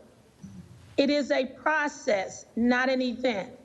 And we have to be smart with SMART goals. We need to make sure they're measurable, they're attainable, they're reasonable, and they're timely. And I think that's the questions I've been hearing. How do we know this? What are we doing different? What strategies are we using? We know that as we looked at the Leandro, we need a highly trained principal, strong instructional principal at the top. We need highly effective teachers in every school. And we also need to make sure those resources are there, and we have to balance Maslow's against Bloom's taxonomy. So there is a lot of work to do. And these are the kind of plans I think we're working on right now. And I know we'll continue to do that work. And it has to be done at a high level because there is a sense of urgency. And I know that's what I'm hearing from you all. And I feel it as a former principal, assistant principal, a teacher, and a person who did staff development. Can you move to the next slide for me? Our methodology, strategic plan for 2024, we will cut the achievement gaps of college and career readiness by at least half, 50% overall for each subgroup. I've seen a lot of strategic plans. I must say, in all my time, 15 years as a principal, 35 years of service and beyond, these are some goals that we think are concise, that are obtainable, and we can reach. Leadership has set these goals. Essentially, we want to cut the achievement gap on state tests by half. I think that the level of focus on key metrics is going to be clearly and reasonably important to do. These are meaningful and measurable, but this is only a start. We have, again, lots of work to do, lots of growth we must make, especially with our Black children. For proficiency, which is what we want. Move to the next slide, please. Career and college ready gap shows that in 2016, 2017, 66.8% of our Black third graders were not college and career ready in English language arts. That's definitely not acceptable. That's not good. We can do better. We will do better. We aim to cut that amount in half by 2024 to 33.4 percentage points. How will we know we are getting there? As a principal, I looked at each year. So we do have to look at what will we do from where we are now to 2024 to get there. Can we move even higher with each student each year? That's the real work. And again, I know that's what you're talking about. Realistic goals, sustainable goals. Next slide, please. As we look at our college and career readiness gap closing, our Black third grade students in 2024, English language learners, college and career ready target is 66.6 percentage points, a desired increase of 100% or 33.4 percentage points. Yes, we would like to see this move. We want 100% for every child. Being in a school where we work with each child in each classroom, and a teacher might say, well, I got 85% of my kids on grade level. Then the question is, well, what about the other 15%? Is that good enough? And what if your child is in that 15%? So we know how important it is to move every child, but again, realistic, sustainable goals. Next slide, please. As we look at our college and career readiness gap, our white students' career and college readiness gap in 2016, 2017, 26.1 percentage points. We want to cut that in half by 13 percentage points. And again, you can see right away what the big gap is between our Black and white students. Lots of work to be done. Then we move to our next slide. College and career readiness gap closing. Our white students, third graders, in 2024, English language arts, career and college readiness targets, 86.9 percentage points, a desired increase of 18% or 13 percentage points. Again, we know we have the work to do. We have to be consistent in our work. We have to do this work with fidelity. We have to make sure we are monitoring what we expect in a high way. We must have systems in place. And I think we've started this work. Again, we have started this work. And the goal is to ensure we hit our target. Next slide, please. The COVID effect. In plain language, here is the position we are in. That's the third. In the first year of our plan, we did not make our desired gains and achievement. And that's not good. Here we go. In year 2, last year, instructional and strategic efforts were interrupted by community spread of COVID-19, and end-of-year testing was suspended. Now, in year 3 of the plan, initial assessment of learnings are incomplete. National and local data suggests students are failing. They're falling behind, with challenged students falling even greater behind. This leads us to ask if we should set new baselines and targets. Do we need to do this? We know that's the work. You don't have a plan. With that, I'm going to hand it over to Board Chair Elise Dashew to talk about how we will move towards this effort. Mr. Stevens, I believe this is where we were going to take a break to take some more questions. So Yes. if everyone wants, we can do that. Yes. Or if we're worried about time, I could move forward with, No, let's take questions right here. Again, Okay. we'll put up the list, starting with Chairman Dunlap, then Ms. Powell, then on the list. Again, questions for this second part. The third part is about responses to the impact of COVID-19. Chairman Dunlap. Thank you. Well, first of all, it's good to hear you acknowledge that you can do better and that you will do better. But this is what I haven't heard. And this is what I'd like to see. Will you outline the steps that you will take to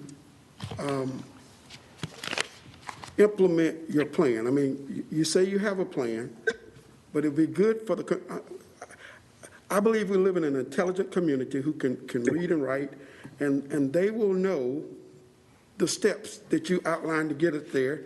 And then will you present the data on a regular basis to demonstrate what your progress is? And I think that's what this board has been looking forward to since we started this discussion, is show us your plan, tell us the steps you're going to take to get there, and then publish the data so that we can see the progress. You guys say you can see the progress. We want to see the progress, and that's what we're asking for. So can you respond to that? Ms. Shipp. I'll respond. We have a plan in place, and you're right. As been a principal for many years under many superintendents, I've seen lots of plans. And as I've heard what we're doing, and Superintendent Winston talked about it, and I have seen that this is a good plan. The work is the fidelity of the plan, clear implementation across this entire district. So what does that look like? We have a new EL program that we're using for reading, and we need to make sure every teacher is trained, has the staff development and the skills to implement it effectively. That's the plan. That's part of that plan. And to ensure that that's going to happen in every school, in every grade level, that we have the resources that are needed, the technology and all the materials that it takes to implement a strong curriculum. And then we're measuring, you're right, quarterly, how are our children moving? We have the MAPS assessment, and that was different during COVID, we know. But we have these assessments we look at quarterly to see how our students are doing. We've done this throughout time. And this is the data you're talking about. We need to see how are our kids progressing. For example, at the end of first quarter this year, I know we asked for that data, people asked for that data. How did our children do? And we know this was a difficult time with all remote. So this is what you're asking for. How do they look like? What do they look like? How will we show that data? And then continue to say, this is a plan we're working with consistency, fidelity, and we have a monitoring system in place to show how it works. And, again, we talk, I might be saying too much, I'll stop. Sorry, just try to balance out so we have time for questions. Chairman. Yeah, but she didn't answer the question. She didn't answer. I'll finish. The question will you present the data to the community? Will you show us the plan and show us the steps that you plan to employ to achieve? We've heard that there's a plan. Okay, hold on. So I'm going to jump in here and. Yes, would you go ahead? Yeah, and so I want to welcome all of the commissioners to watch our board meetings. We actually did a deep dive on our we did a strategic plan workshop just last week. We will have a series of workshops in the coming year as we check in. We talked about the cadence with which we're actually tightening up and increasing the cadence with which we check in on the deliverables in our strategic plan. The plan is aligned with our curriculum. The plan will be aligned with our budget. We're very transparent in all of this work. And so, just a reminder, it's the Board of Education that is accountable to the voters to make sure that we get this right, to make sure that we do right by our kids, to make sure that we do better, and we're committed to that. And so, we invite the commissioners to watch our meetings, to do this deep dive with us in our meetings, and of course, the public as well. Okay, in the interest of time, I'm going to suggest we move on so each commissioner at least has just one thing that's important. If you can make it brief, please. Yes, I will.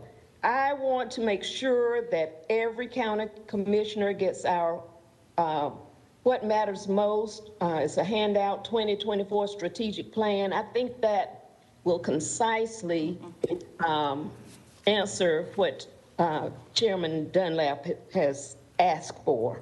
Okay, thank you. Commissioner Powell. I feel like everything changes today. The community expects step-up leadership from the county commission, step-up leadership from the school board, step-up leadership from the city council. And we're asking to have this information available.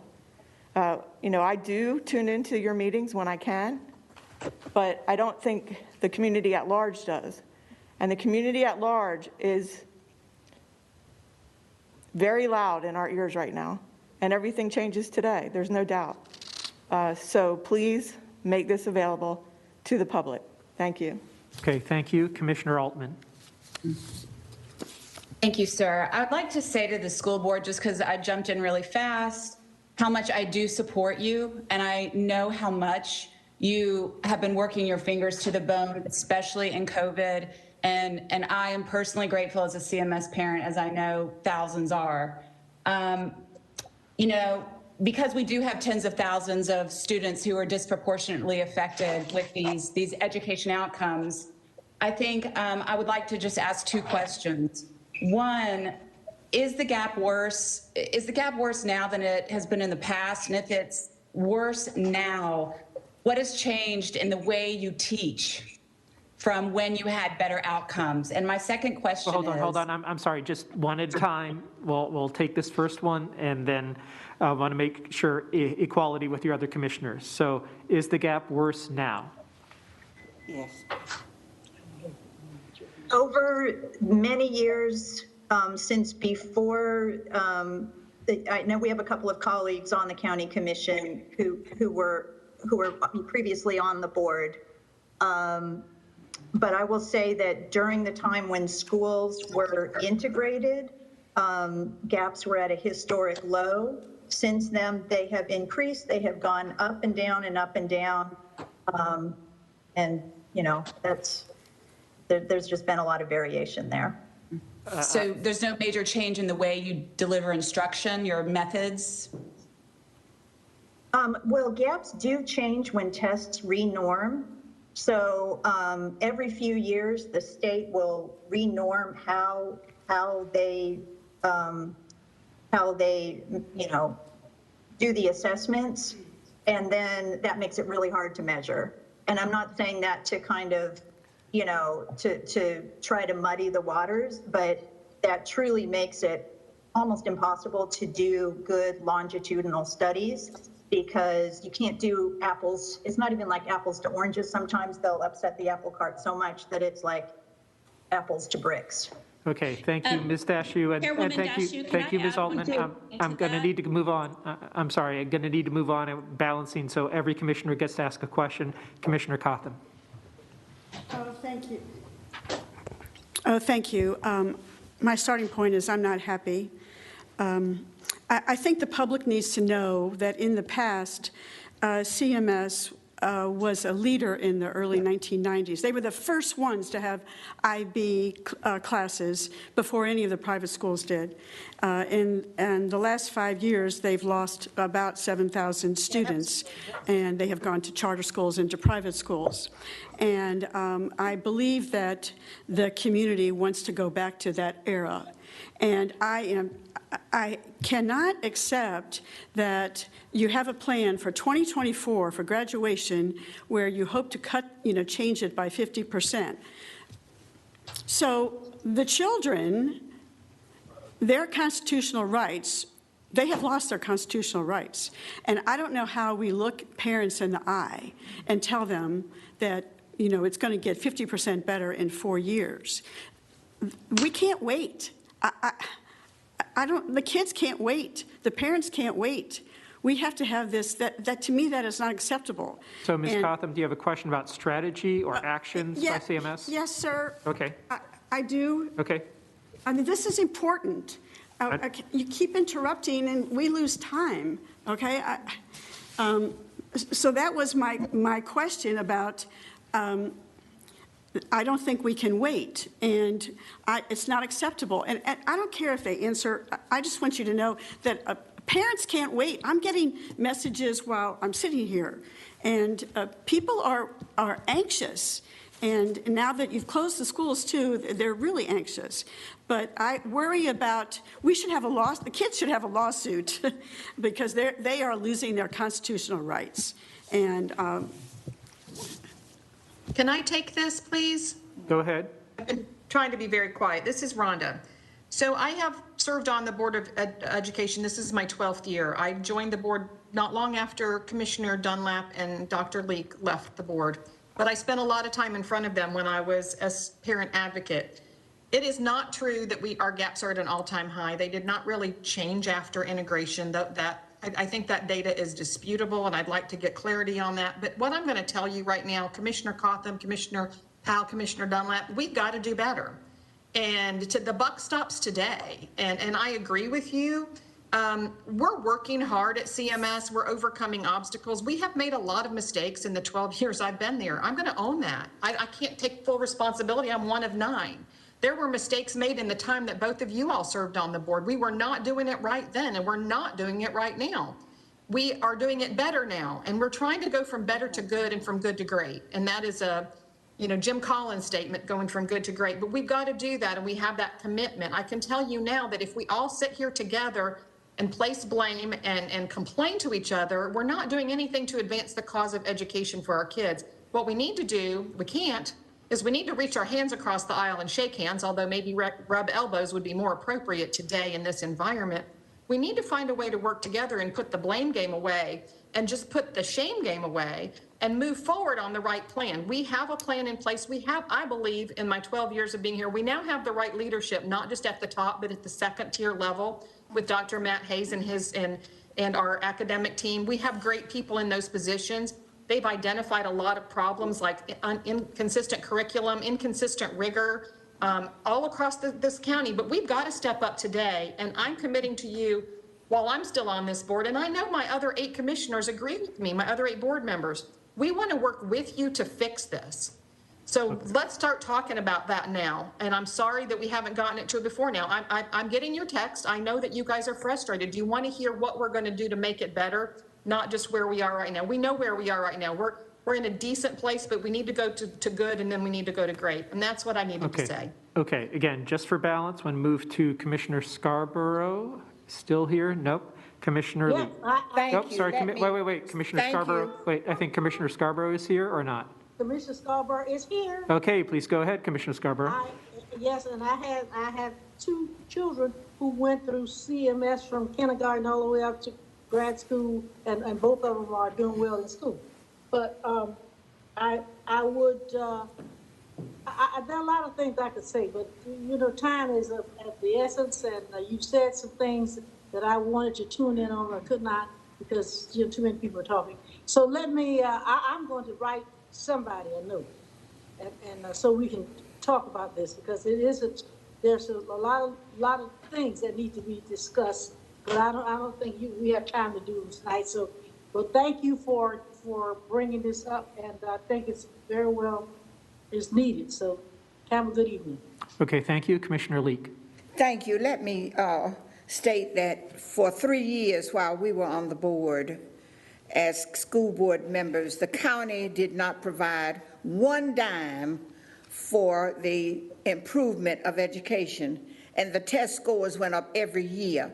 We were struggling with segregationists, trying to make sure that we had the resources in the black schools so that we could be competitive, and we were competitive under Dr. Pusely. My question still is, what will happen to poverty when you have raped this community of black people and talking about we want equity when 70% of our children cannot read? And now we're talking about jobs and you're doing a better job. I'm not mad at you. I'm frustrated with you. I don't need to rub arms with you. We need to do what we ought to do and what people elected you to do. You were a part of that segregationist process. I'm through. Okay. So answer that question. What do we do for 70% of my children that cannot read? And in District 2, on the west side of town, there's 2-tier system, a black system and a white system. Answer that.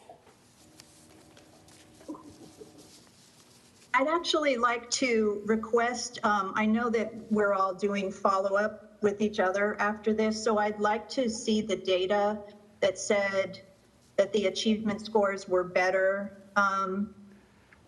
in the past, and also that the county commission was not funding CMS at that time. Thank you. Okay, but I heard the key part was concerned by Commissioner Leek about District 2. That's right. Education and the big shortfall in reading readiness for black students. That's exactly right. Is that correct? I don't know if someone wants to try to tackle that. Yes, so, and of course, we're concerned about I don't want you to be concerned. I want a plan that's going to change the process. Please try to answer. Please give us time, please. Yes. We have students for 8 hours every day out of a 24-hour day. And we are concerned about black kids in every single district, District 1, 2, 3, 4, 5, and 6. And as far as these achievement gaps, we're going to send you our strategic plan, but we are focused on an standards-aligned curriculum. We're focused on great teaching, supporting, retaining, training great teachers, highly focused professional development. But I do want you to know that we believe and we are committed to the belief that all children can learn. All children are full of potential. So within the 8 hours that we have them, we are focused on identifying any barriers to success and dismantling those barriers, which is not easy work, but we do not shirk from it. And there are barriers to their success outside of the 8 hours that they're in school. We have children who are struggling with Ms. Dashiell, I'm going to ask you to hold at that point. May I add to that, please? And no, I'm going to make sure that the next three commissioners have their time, and then we'll check in on whether having more presentation or more discussion is going to be most valuable. Commissioner Jarrell.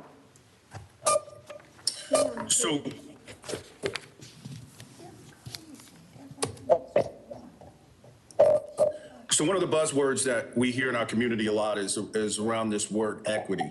And so as I looked at and listened to the strategic plan, I'm really curious how equity will be applied, particularly when you understand that the needs between each of those subgroups, we're saying each of the groups will be cut by 50%, but the needs differ so greatly. So I want to understand if the strategy is going to differ per each subgroup to be able to meet that 50% for each of those groups. And can we get can the community get an example of the strategy that will be implemented for each of those groups?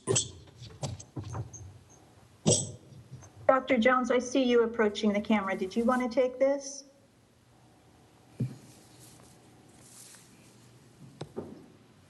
Ms. Dashiell? Ms. Dashiell? Yes. Oh, hi, Ms. Sawyer, would you like to take this?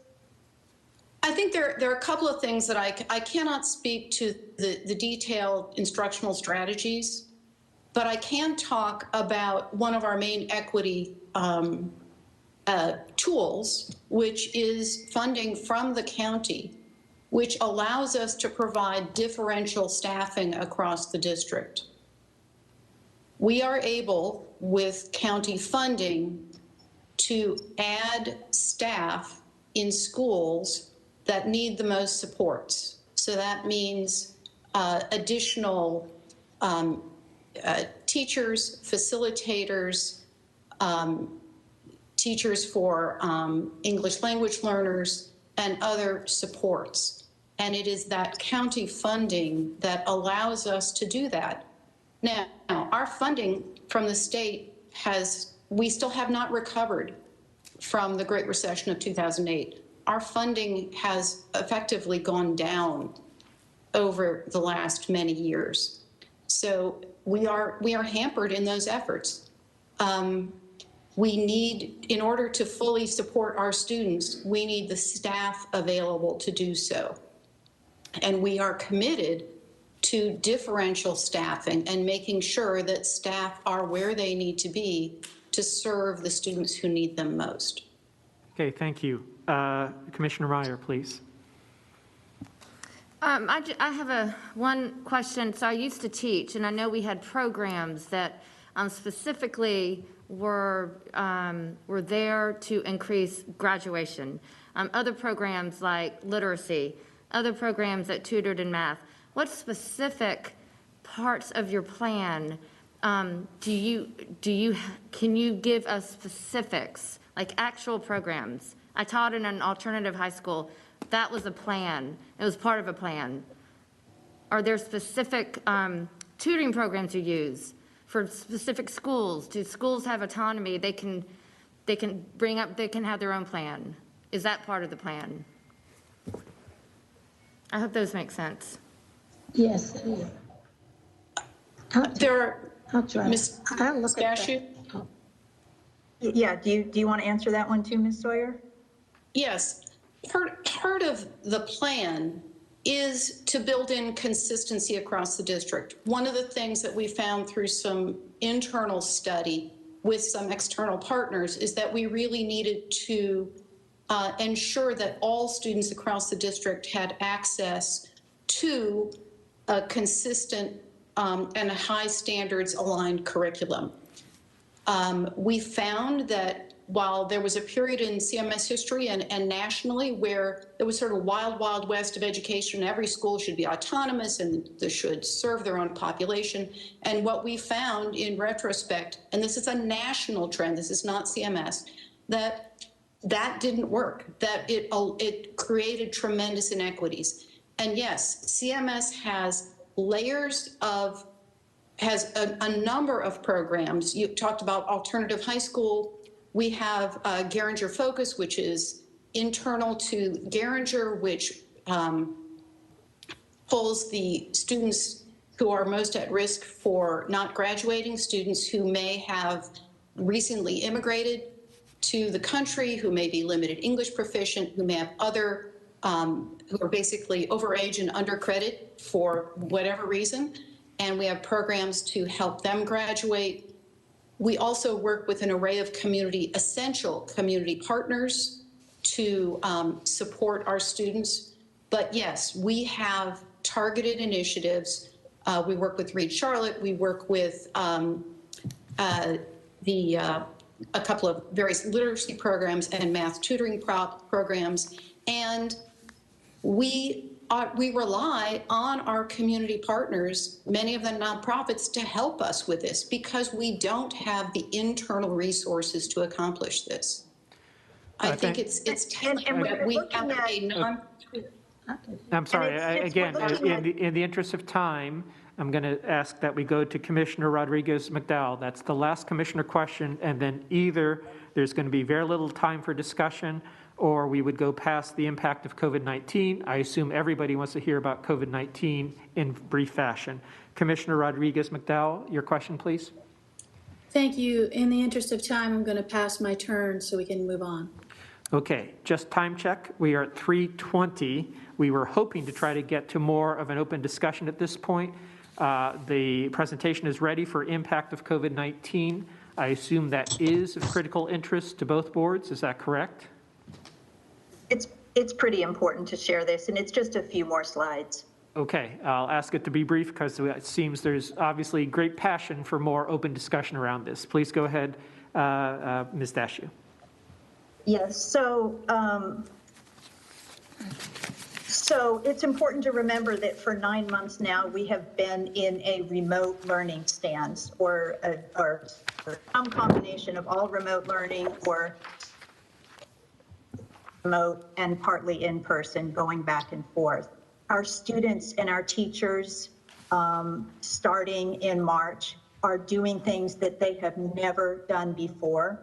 And it's going to take us time as a community, as a nation, really, to get through this pandemic. We don't yet know when it will be over.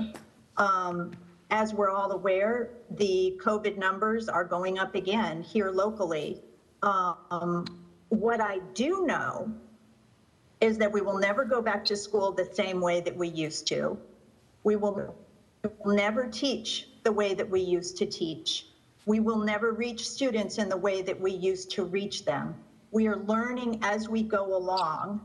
We're adapting to lessons learned from the pandemic, and we're learning which approaches from old that we should keep and which things we should let go. A lot of lessons still being learned in that respect. And if you could move to the next slide, please, about how we will recover. This is what we're focused on as we look forward to recovering from the pandemic. We're going to remain committed to the highest standards of teaching and learning, regardless of how they are delivered, whether they're delivered remotely or whether they are delivered in person. And boy, do I look forward to when we as a community can bring our COVID rate down so that we can get our kids back in the schoolhouse. But regardless, we remain committed to the highest standards of teaching and learning. And this is an intense focus that we had just adopted when the pandemic hit. You know, we were in year one of implementing our new strategic plan when the pandemic hit. We are also focused, and we remain focused, on becoming an anti-racist organization. So that means we're looking at systems and processes which do not serve all students well. Rather than a program by program by program approach, we're looking at systems and processes through an anti-racism lens. And we will continue to measure student progress with a regular cadence. And we will adjust course where needed and where possible. And again, I just want to share that we did a deep dive on this last week in our strategic plan workshop, and we will share a link to that with you all when we wrap today. So please hear the level of urgency, the level of intentionality, the level of focus with which we are attacking systemic inequity in our schools. And I believe that this is new. This is not something that this district has seen in many years. So if you can move forward to the next slide, please. And this is our last slide. All right, thank you. So talking about our priorities now. Strategic Plan 2024 could not anticipate the issues amplified by the pandemic and does not incorporate the issues that were, it incorporated the issues that we had before the pandemic, but those issues were magnified. They were put on steroids by the pandemic. And so we're going to have to evaluate this strategic plan through a COVID recovery lens. And we're fully aware of that. Please watch for our 2021-2022 annual budget to be aligned with our priorities. So again, we're going to share our strategic plan document with you so you can study that at your leisure and know that our annual budget in the coming year will be aligned with those priorities. These priorities include excellence in teaching and learning, dismantling racist structures, and setting high expectations for staff and for students. We will also be focused on helping our students in our community recover from this historic pandemic and regain the ground that we have no doubt lost. We want to support all of our 18,000 employees and all of our students. The pandemic is shining a bright light on systemic social and structural inequities. And to be most effective as we, the pandemic shines a light and makes these inequities glaringly obvious for all to see. So now we need to take care of those inequities. And if we're going to do that effectively, we can only do that collaboratively. And it will depend upon the support of the entire Charlotte-Mecklenburg community, and especially with you all, our partners on the Board of County Commissioners. So I really hope that we can commit to working together to bring our community through this crisis. We need to each do all that we can within our own spheres of influence, as Ms. Malonzi spelled out for us earlier today. We need to strategically align our efforts, your efforts, our efforts, the city's efforts, and the town's efforts. And we need to, I really think if we're going to truly make a difference and do this hard work, we're going to have to guard ourselves from that old habit of kind of shifting blame, finger pointing. It's sort of an all hands on deck situation that we're in right now.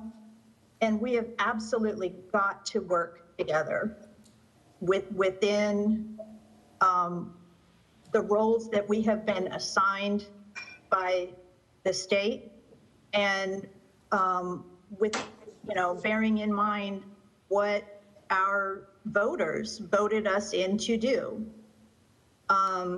And I have faith. I know that every single one of my board members is fully committed to the hard work that they were elected to do of serving the amazing children that we're honored to serve.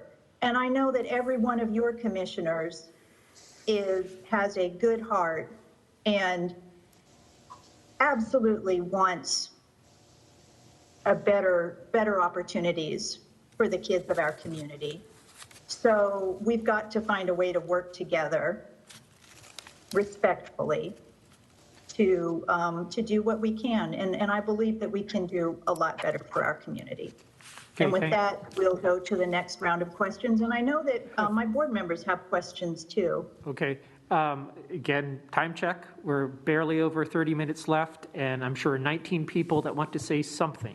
So my suggestion is to sort of like shuffling cards, first 3 commissioners, then 3 from the Board of Education, and back and forth. For the commissioners, it could be a specific question. It could be a key point of discussion. There may not be able to be an answer right away, but I'm trying to make sure people feel they say what they need to and identify what the next steps they're looking for. So I'm going to suggest roughly a minute from Mr. Dunlap, Ms. Powell, Ms. Altman, and then we'll move over to Ms. Dashew, Ms. Byers-Bailey, and Ms. De La Hara, and go back and forth from there. All right. Chairman Dunlap. Thank you. I'll be brief.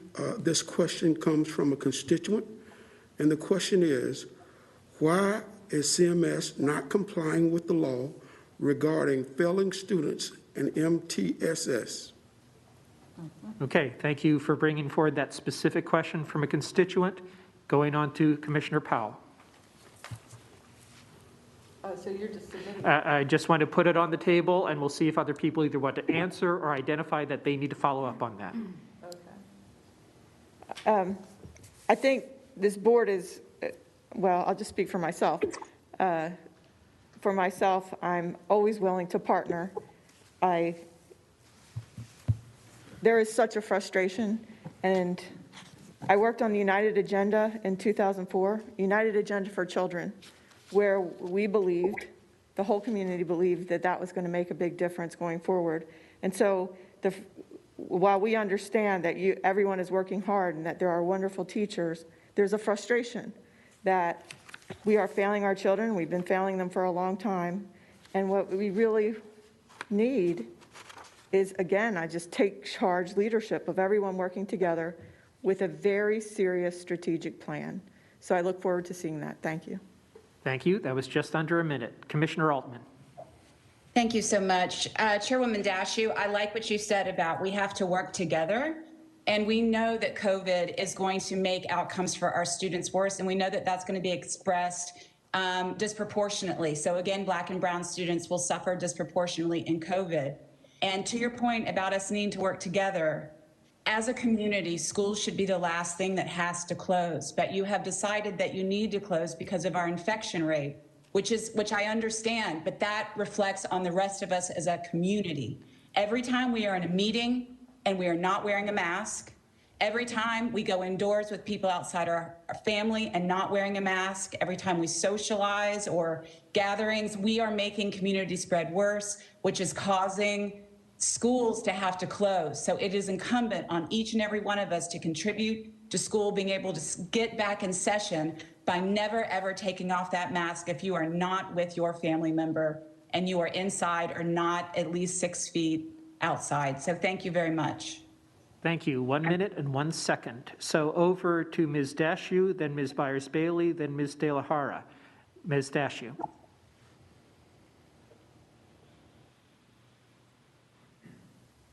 You're muted.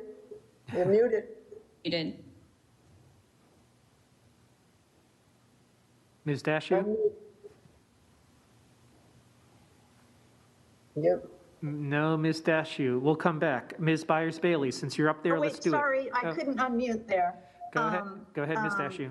Yeah, I'm going to let my other board members ask their questions because I thought this was going to be a back and forth time, but I just want to point out that with closing schools, that we have no authority. The county health department, of course, is run by the county, and then the governor has authority as far as closing bars, closing other things that perhaps need to be done to bring down infection rates, but in this school board, we have no authority over that. Okay, thank you. Ms. Byers-Bailey. Thank you. I just want to say that I think we all want the same things.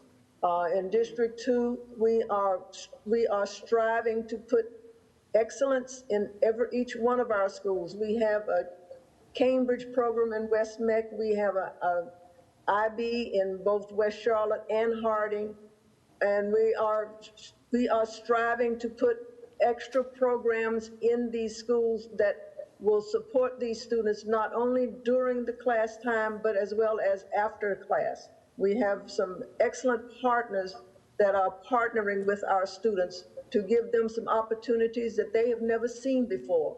And so just stay tuned to see what we're doing. Thank you. Thank you. And Ms. De La Hara. After Ms. De La Hara, it'll be Commissioners Cotham, Scarborough, and Leek. Go ahead, Ms. De La Hara. Yeah, I would just say that, I think we all agree that the best way to ensure high quality teaching is going on is that we have high quality teachers, which we're striving to always have, with a quality curriculum and advanced professional development to help them be able to deliver the material in which way it's meant to be. That's the best way for us to ensure better outcomes, which I think is something that we want and something that I think Commissioner Altman was asking earlier as well about our teaching, which of course has changed in our professional development to align with that new curriculum. So with that in mind and knowing the role that the commissioners play and helping us with different supports, to our efforts and extra supports that are needed at particular schools, is the county prepared to match the level of funding that Orange County, for example, which is the top funder in the state per pupil, because we certainly understand that we're not going to defund our way to equity, and so when we're talking about trying to provide equitable outcomes, please wrap up.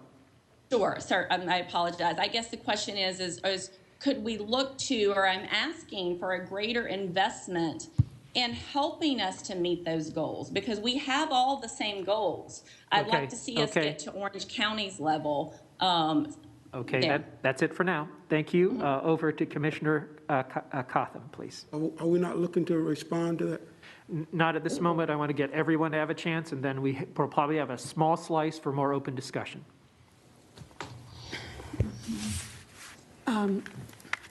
First of all, the health director, just for the public to know, the health director did not close the schools. I think that's important to know. Is that correct, Dina? Yes, that's right. So I just want to clarify that. And I also believe that we should follow the science and Dr. Fauci. So I'm disappointed the schools are closed, especially for the younger children.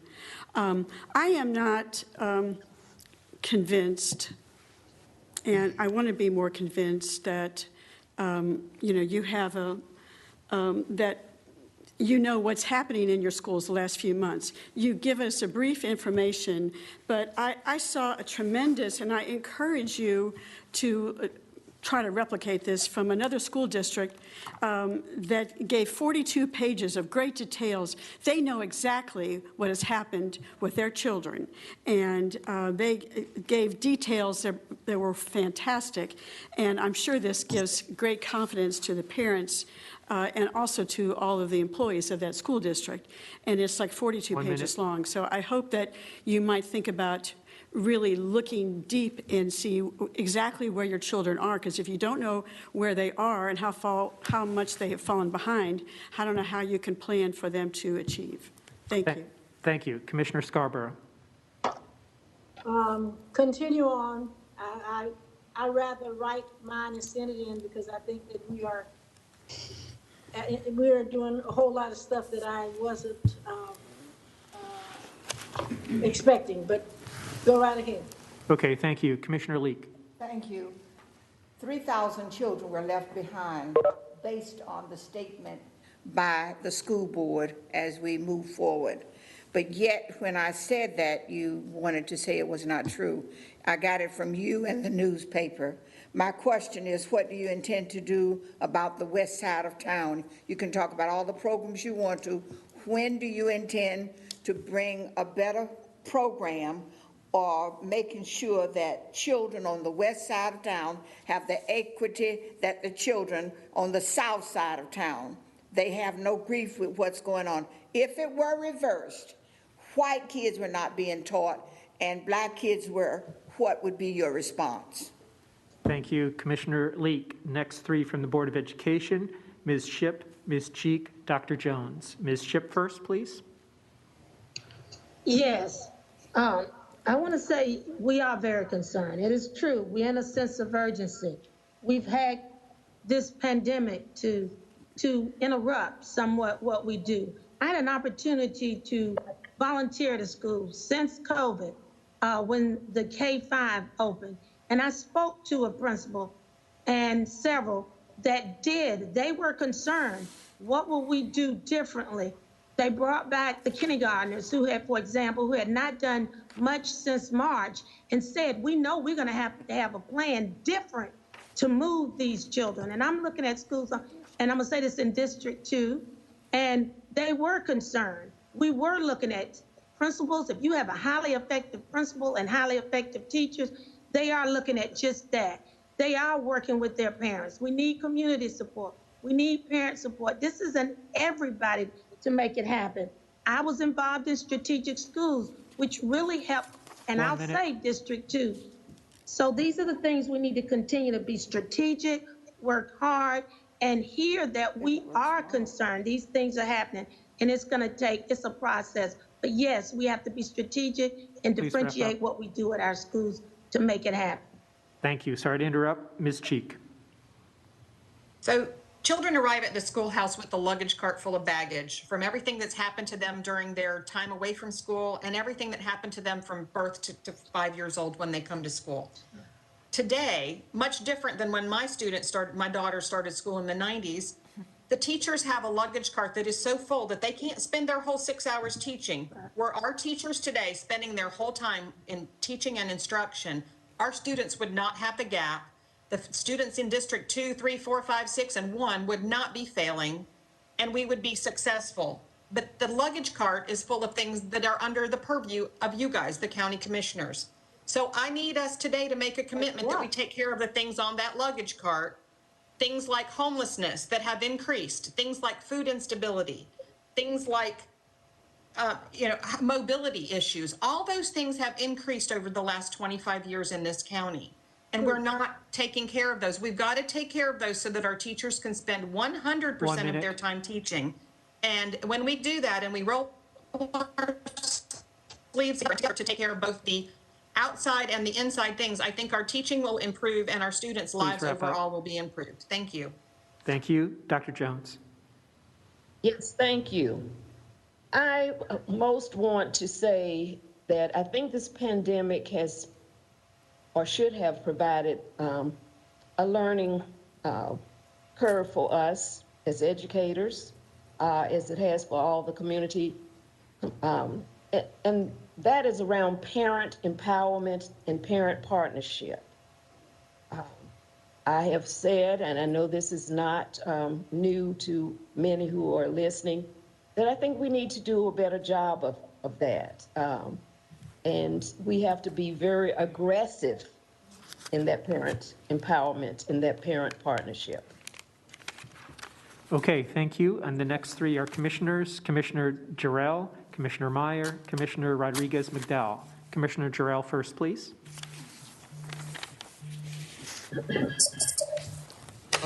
Yeah, so a couple of things. I think one of the things that the public is really hearing, these questions aren't in isolation.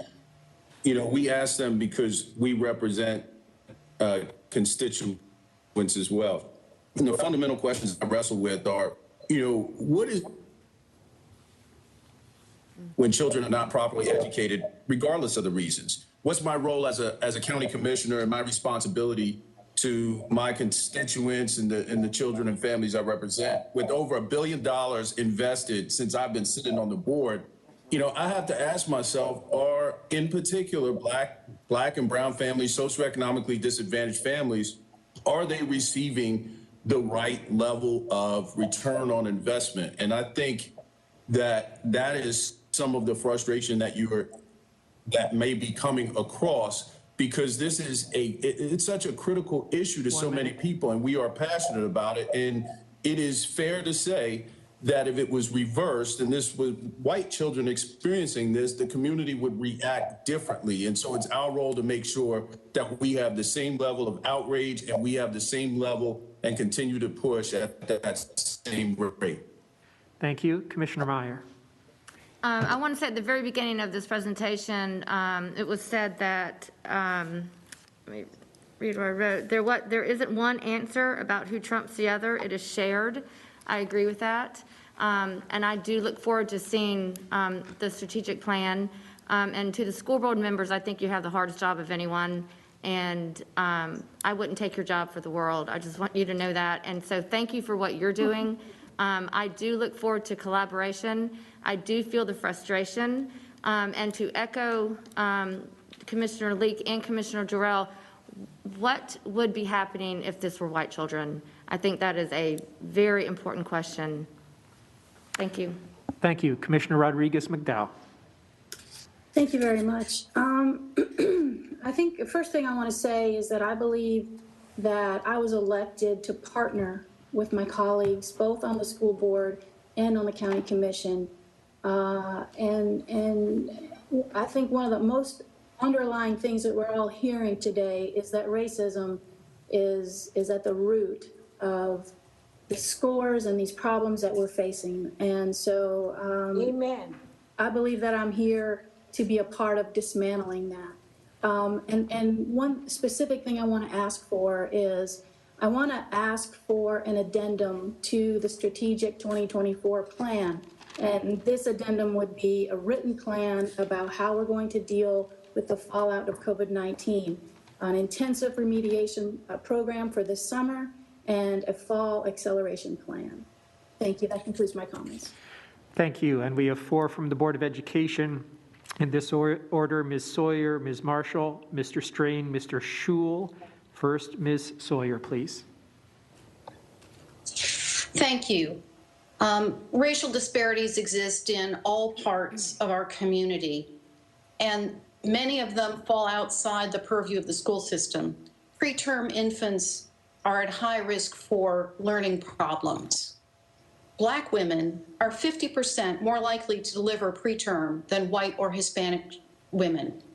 So we need your help as the county that oversees health to help us decrease that racial disparity that so impacts students who enter CMS with learning difficulties because of inequities in health prenatally. We also, in our CMS, have recognized the importance of attendance on student performance, and we have revised our suspension policies to make sure we keep kids in school. But absences due to asthma disproportionately affect our Black and brown students. How can the county improve their health supports so that asthma does not keep children out of school? Asthma that disproportionately affects students in District 2. I appreciate the request for a plan from Commissioner Rodriguez-McDowell, and we would love to be able to provide intensive supports over the summer for our students, but that will cost money, and I hope as the county partner you will be willing to fund that intensive effort. Thank you. Okay. Ms. Marshall, please. Thank you. Economic opportunity is at the heart of many of the problems that the county is solving for, and certainly that the schools have to constantly address. And I think one of the things that we can do together is think about how we address this. A big push for CMS is how we can expose and prepare children for careers they don't know anything about right now. And that's got to start early. And so we've had a huge push in the school system to let students pair their career aspirations with real jobs, real careers in this county. And we've had an enormous amount of engagement from all sorts of sectors, whether these be the financial sector, the construction sector, in helping our kids get hands-on experience. And when they walk across the stage, to Commissioner Cotham's point, have a real option for and a real meaningful diploma in their hand and possibility for career. So I want us to focus intensively on how we can make that happen. Because when the light comes on for students on what they can do, what they can achieve, what comes in that paycheck at the end of the week or the month, that's when things happen for them and for their families, and more importantly, for our community. So I want us to think about that together. Thank you. Thank you. Mr. Strain. Thank you. You know, the word equity comes up often, and rightly so. And so for us to provide an equitable education, we are required to meet the needs of every student where they walk in. And the unfortunate truth is that we have a tremendous gap, an achievement gap, when kids walk into our public schools. And that's true at kindergarten or pre-K when they first walk in. You can see it in third grade at EOGs. And so if we're looking at the gap of EOGs at third grade, which is so critical, and then we track that back to the gap that exists when they enter the public schools, that gap is remaining constant or slightly decreasing over the 4 years or 5 years that our students are in the schools. What I need is, we need a partnership to work to minimize that gap when they actually enter the schools. This is the 0 to 5 frame of a child's development, early childhood development, that we need to critically look at and work closely with you to make sure that the programming that is available within the county exists to address that gap.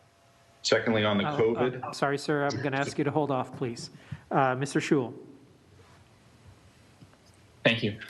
I really don't like how we've dichotomized equity issues today that occur as a result of instruction and those that occur as a result of systematic inequality.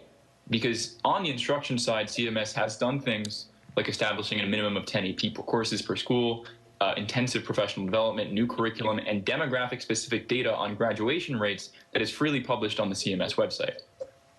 But when I talk to kids who are actually experiencing inequity, and when I talk to them about what problems they're facing, they're talking about having to get jobs to pay for rent, having to care for siblings, and this is not to mention, 300 years worth of societal stigma that says that they are not fit for education. So my question is specifically, what is the county doing to support students in those 16 hours outside of school buildings, especially in the midst of a pandemic? And that's specifically quantified by data that shows that when we account for the taxable income available in Mecklenburg County and the actual financial supports afforded to public schools, we rank 83rd. 1 minute. So that is my question. Okay, thank you.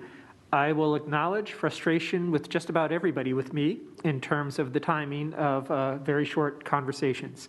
It's 3:51, 9 minutes until the scheduled adjournment time.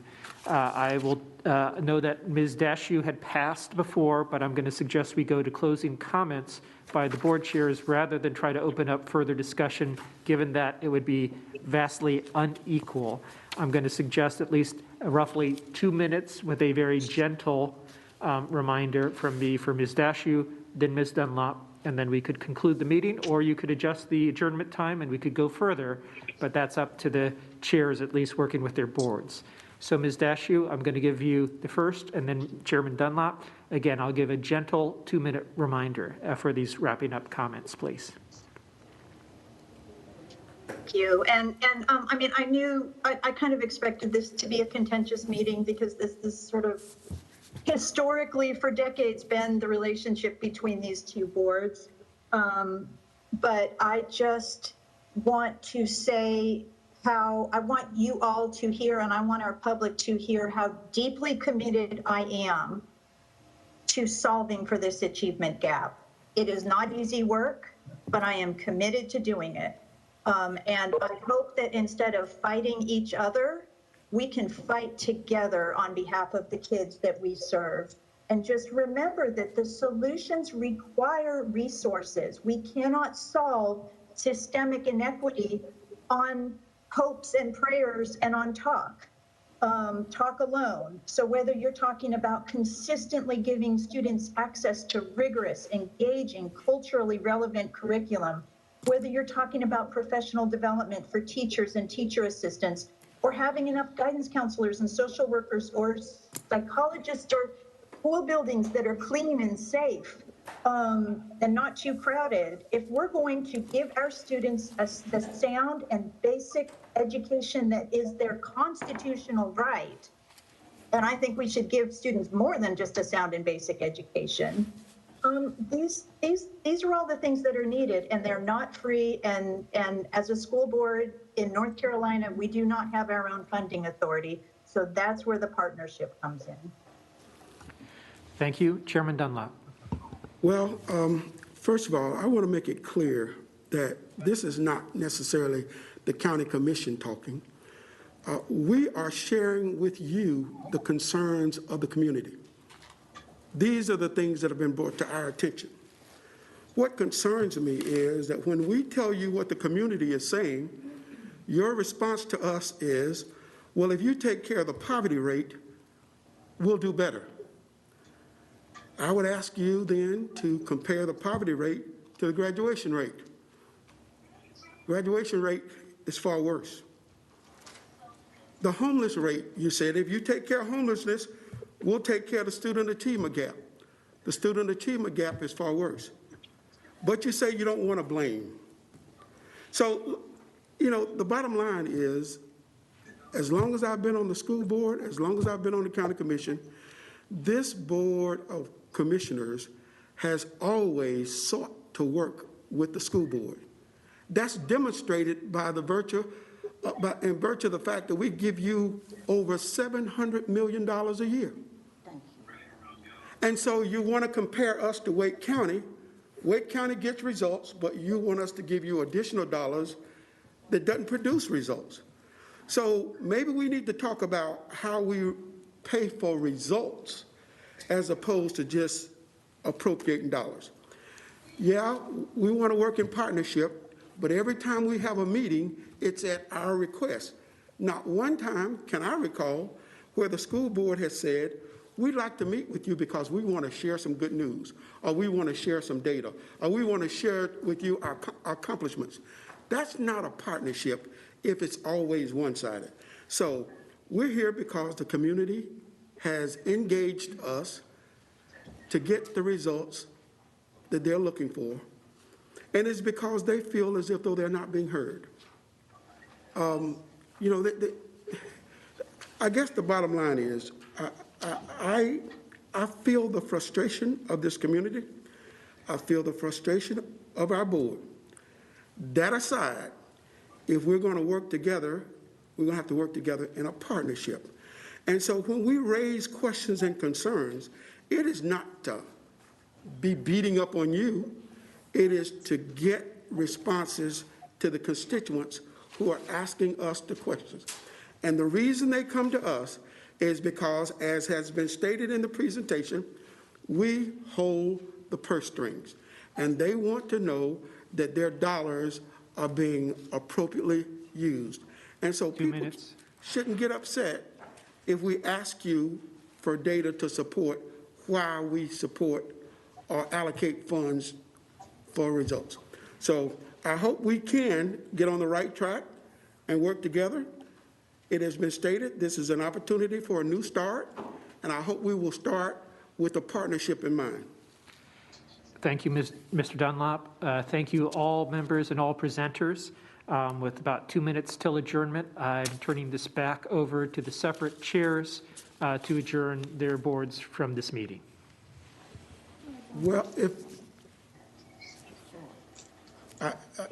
I understand, Ms. Leak, but I think it would be unfair based on the rules that were set.